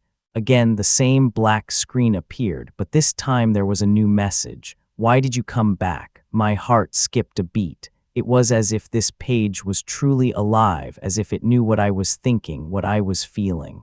"Who are you?" I typed back, my fingers trembling. The answer came almost immediately. "I am everywhere." A shiver ran down my spine. I closed the browser again, but the feeling of fear remained. Something had begun, and I didn't know how to stop it. The night was restless. Every little sound made me jump. I felt watched, as if invisible eyes were staring at me through the screen. There was no escape. In the silence of my room, I could hear the faint hum of my laptop, as if it itself was breathing, waiting.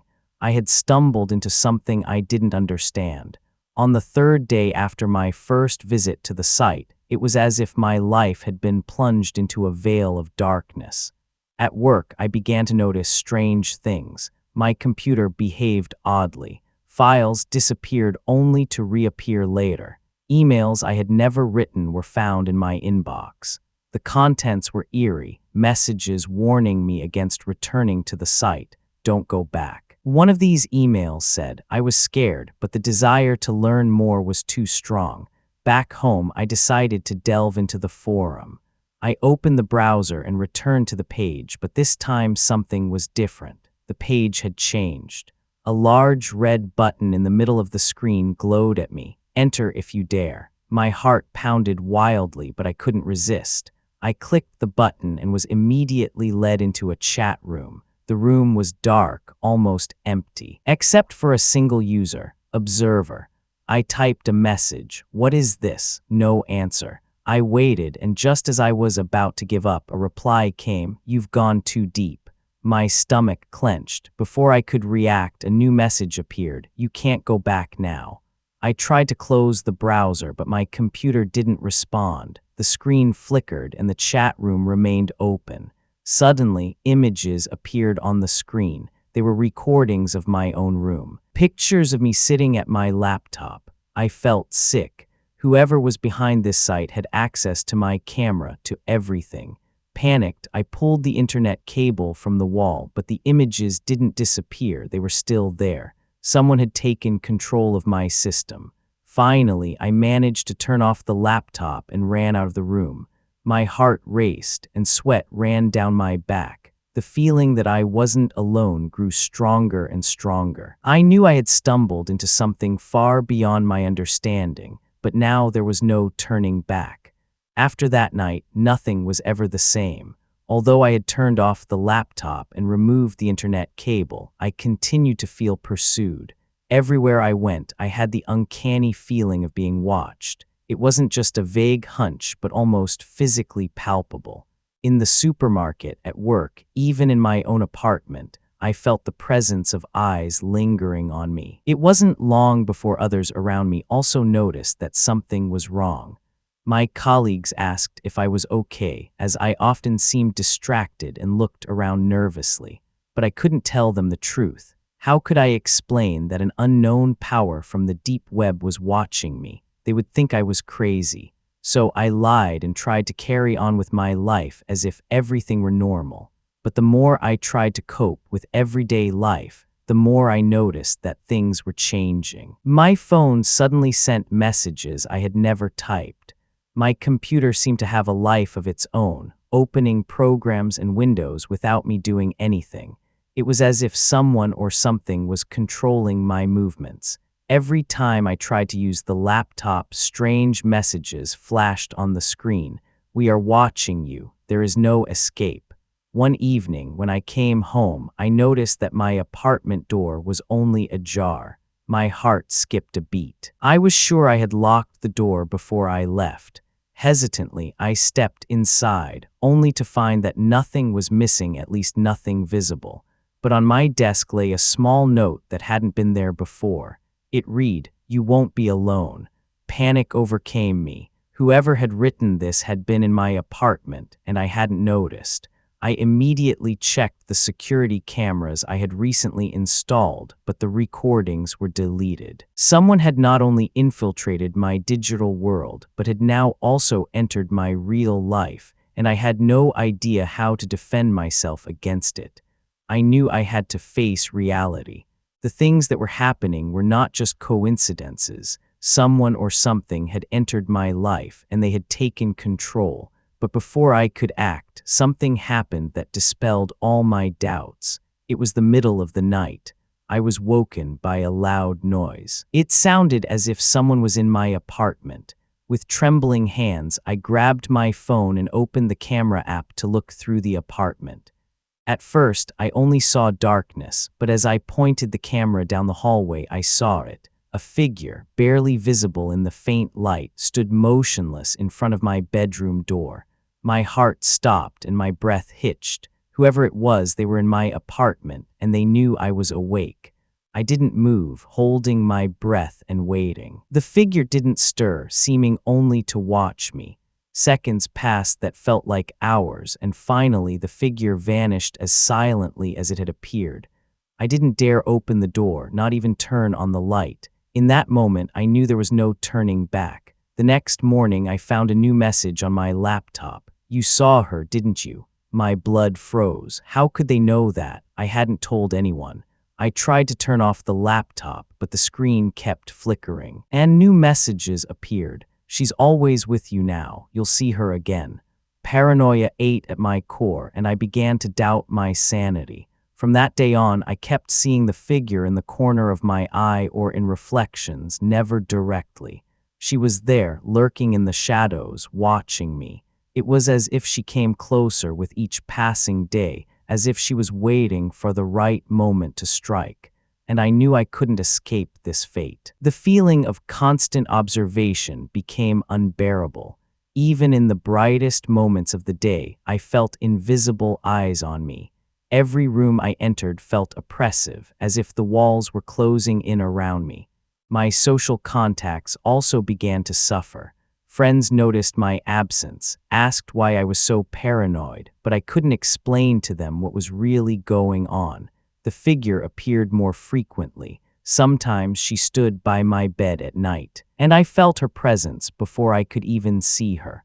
Other times, I saw her in mirrors as I passed them, only to find her gone the next moment. It was as if she existed between dimensions, always just out of my reach, but never entirely absent. The messages on my laptop became increasingly menacing. "There's no place where you're safe. We are everywhere."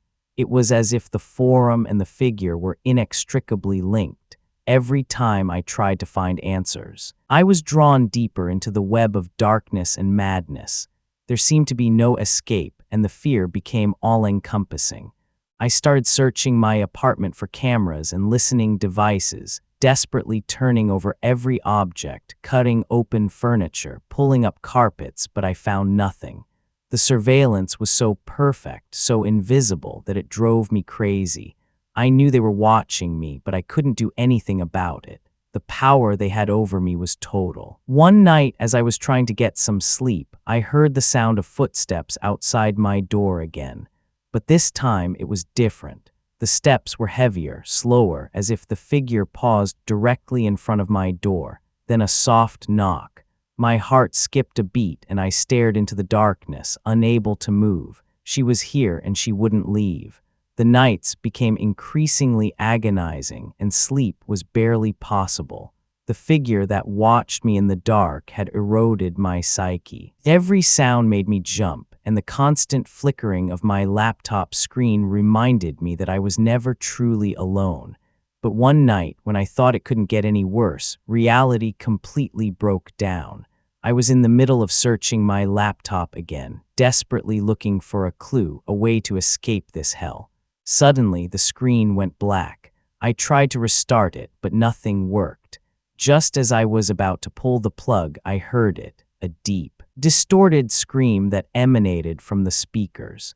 It wasn't a human scream, rather an inhuman, cruel sound, as if something from the depths of the screen itself was speaking to me. My heart raced and I jumped out of my chair. The scream echoed in my head, almost physically tangible. The screen flickered back on, and on it was an image that almost made me vomit. It was a close-up of me, filmed through my webcam, but something was wrong. My eyes were closed, and my face looked distorted, as if manipulated by an invisible force. The image remained on the screen for several seconds before flickering again and changing to a scene that froze my blood. It was my apartment, but it was plunged into darkness. In the background, in the shadows, stood the figure. She slowly moved towards the camera, and when she finally broke through the light, I could see her face, or rather, what was left of her face. In a panic, I pulled the laptop's power cord from the wall and ran out of the room. I knew this was no longer a coincidence. The sight had pulled me into its dark clutches, and now I was trapped. The figure was real, and she was closer than I could ever have imagined. The morning after the scream, everything was different. The sounds, the apparition, something had changed. The fear I had felt before was now not just psychological, it was physical. My head pounded, and my whole body felt exhausted, as if the figure was draining not only my mind, but also my life force. Nevertheless, there was an inner urge to continue searching for answers. I opened the laptop, although I knew this was the trigger for all the misfortune. The screen flickered, and then the familiar forum appeared. This time with a subtle but crucial change. My profile picture, which had previously been just a standard icon, was moving. I stared at the screen, my heart racing. The image showed me sitting in my room, staring at the screen. It was a live recording. Panic gripped me, and I hastily looked around to find out where the camera was hidden, but there was nothing, no light, no visible device recording. Yet I saw myself looking more and more nervous at the screen. It was as if the sight had taken control of my life, documenting every movement, every decision. Then the message came, "You are now part of us." My breath was shallow, and I tried to leave the forum, but there was no escape. Every button I clicked only led me deeper into the forum's pages. I now saw hundreds of profiles, all with the same unsettling recordings of users staring at their screens. They were all like me, trapped, unable to flee, unable to leave the network. I stared at the screen, unable to act when I saw the next message. "It will end soon." The words were cryptic, yet I felt they carried a final threat. The figure had found me, and I knew my fate was already sealed. But what did this end mean, and how close was it? The next few days blurred into a nightmare of inexplicable events and growing paranoia. My laptop and phone had become uncontrollable devices, continuously receiving messages from strangers on the forum. Some seemed to be desperate warnings, others just rambling messages. But they all had one thing in common. They spoke of an end. "You're almost there," one of the strangers wrote. "Prepare yourself." I didn't know what these words meant, but they left me with a deep sense of dread. The days dragged on, and I felt increasingly isolated. Friends contacted me less, as if they sensed that something was wrong with me. Some said they felt watched by me, as if something dark was emanating from me.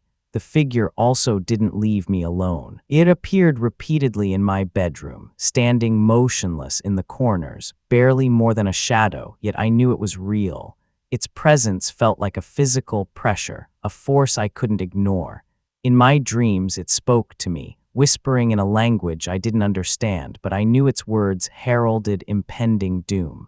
One evening, as I hoped to get some sleep, I received one last message: "You will see the light."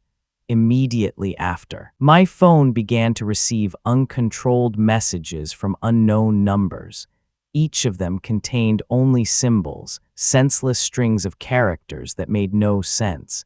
But deep inside, I knew it was a kind of countdown. Something inescapable was approaching, and I was powerless to stop it. The darkness in my apartment seemed to grow thicker, more oppressive. Every second that passed brought me closer to whatever the end was supposed to be. I couldn't ignore it anymore. It was real. It was inevitable, and it would come for me. I began to spend more and more time outside my apartment, hoping to escape the menacing presence. But no matter where I went, the strange incidents followed me. Lights flickered. Screens of strangers' devices suddenly turned on, only to show cryptic messages shortly after. "We are everywhere." I read on a TV in a cafe without the sound being on. It was as if the world itself was pursuing me. Fear had me firmly in its grip. I didn't talk to anyone about it anymore because I knew no one would believe me, but I saw the signs. The figure was no longer just in my apartment. I now saw her in reflections in shop windows, in the shadows, in the faces of strangers who briefly looked up at me and then quickly looked away. The boundary between the digital and the real world began to blur. One evening, as I walked through my apartment, I noticed that my reflection in the mirror was not quite synchronous with my movements. It lagged a second behind, as if something was trapped in the mirror, mimicking my gestures. My heart skipped a beat. It was everywhere now, even within myself. Every time I opened the laptop, there was a new message pulling me further into the darkness. "You can no longer escape." It was true, there was no escape left. The forum. The figure they had firmly embedded themselves in my life and taken it over. My will was broken, and I knew I couldn't evade what was to come. Then one night, it happened. I was sitting in front of the laptop when the light in the room went out. The screen flickered and the figure appeared again, this time closer than ever before. She stood directly in front of the screen and I could make out her distorted features. The end had come. That evening, I knew there was no way out. As I tried to turn away from the screen, I saw shadows moving in the windows of my room. The figure was no longer alone. There were others, more of them, creeping around my apartment, hiding in the corners, waiting for the right moment to strike. I ran to the window, tore the curtains shut, but outside there was nothing to see but the darkness of the night that enveloped my building. Yet I felt them there, invisible eyes watching me, hiding in the dark, ready to take me. My heart raced, and I felt like an animal in a cage, surrounded by predators just waiting for me to give up. My phone began to vibrate again. Messages appeared on the screen, one after another. "Come to us. You are ready. The end is here." It was as if the world around me was breaking apart, as if digital and physical reality merged. The shadows in the windows flickered, and I knew I could no longer resist. Suddenly, everything went silent. The messages stopped. The hum of the phone ceased. It was as if the world stopped for a moment. Then a final message, just one sentence: "I'm coming." As I read the last message, a paralyzing fear overcame me. The words "I'm coming" echoed in my head, and although they were so simple, they carried an eerie weight. They were a final announcement. I could feel it. It was over. Whatever lurked in the darkness, whatever had pursued me through screens and shadows, it would come for me now. My fingers trembled, and I dropped the phone. It was pointless to try to do anything else. I knew I couldn't resist reality any longer. She was on her way.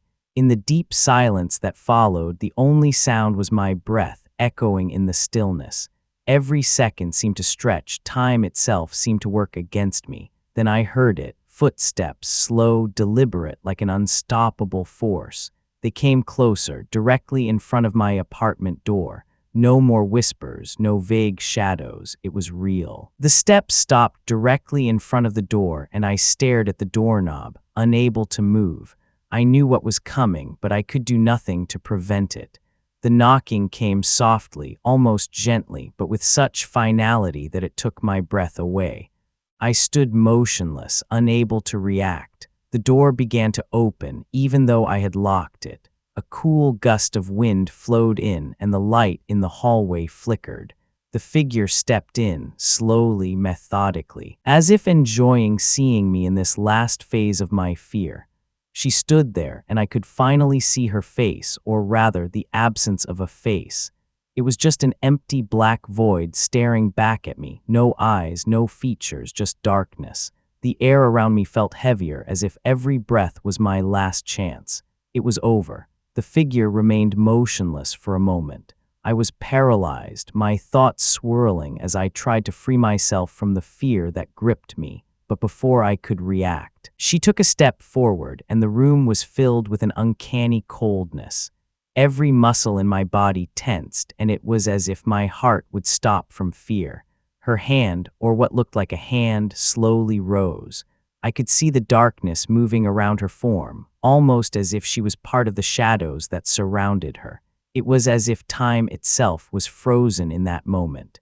I knew this was the moment that all the warnings, the messages, and the figures had warned me about. But before I could even realize what was happening, she reached for me. It felt as if the air around me suddenly disappeared. Her grip wasn't physical, but an all-encompassing void that drained every ounce of life force from me. My body was motionless, and I could only feel the cold, oppressive weight of the darkness around me. It was an attack on everything I was. I wanted to scream, but no sound escaped my lips. The darkness swallowed every sound, every movement. It was as if I was being sucked into the deepest void, and I could do nothing about it. The figure now stood directly in front of me, her hand still outstretched, and I knew this was the end. There was no escape, no salvation. Everything around me began to blur. My vision became indistinct, and the world around me seemed to dissolve into nothingness. It was as if reality itself was being decomposed by the figure. All that remained was the cold, palpable darkness that swallowed me, and then silence. I woke up, although I was sure I had died. The room around me was the same, but something felt different. It was silent in an unnatural way, no sounds from outside, no whispering, nothing. The figure was gone, but the cold it had left behind remained. My body was heavy, and it felt as if something inside me had broken. I couldn't say how long I had been lying there, minutes, hours. It was as if time had ceased to have meaning. Slowly, I rose, my legs trembling, and cautiously stepped into the hallway. Everything seemed normal, yet deep inside, I knew that something had irrevocably changed. The laptop that had led me into this darkness lay open on the desk. The screen was black. I approached it, my fingers trembling as I moved the mouse. The screen came to life, and there it was again, the forum. It hadn't disappeared. The site that had watched me, that had destroyed my life, was still there, as if waiting for the next move. The message that had last reached me still blinked on the screen. I'm coming. But now that it had come, I didn't know what would happen next. It was as if the site had only waited to destroy me, yet I was still here, still alive. But it no longer felt like my life. I closed the laptop with a loud bang and sank to the floor. Everything inside me was empty. The world around me had become cold and alien, as if I was stuck in an intermediate world, unable to move on. Yet deep inside, I knew it wasn't over yet. Since that night, I have never tried to open the forum again, but the feeling that it continues to watch me remains. There are moments when I have the faint suspicion that I haven't truly escaped. Perhaps the figure didn't kill me, but it left something inside me, something that eats deeper into my being with each passing day. I still see the shadows, not as clearly as before, but I know they are there. They wait, hidden in the corners of my perception, ready to return if I make the mistake of calling them again. I have stopped looking in mirrors. The feeling that my own reflection no longer belongs to me is too strong. And in the darkness of my apartment, I sometimes still hear that faint knocking, as if they are just waiting for an invitation. Friends ask me what happened to me. I tell them I'm fine, that everything is okay, but that's a lie. Nothing is okay anymore. The truth is, I never truly escaped. The forum, the figure, they are now a part of me. I let them into my life, and they will never let me go. If you read this, I hope you take my warning seriously.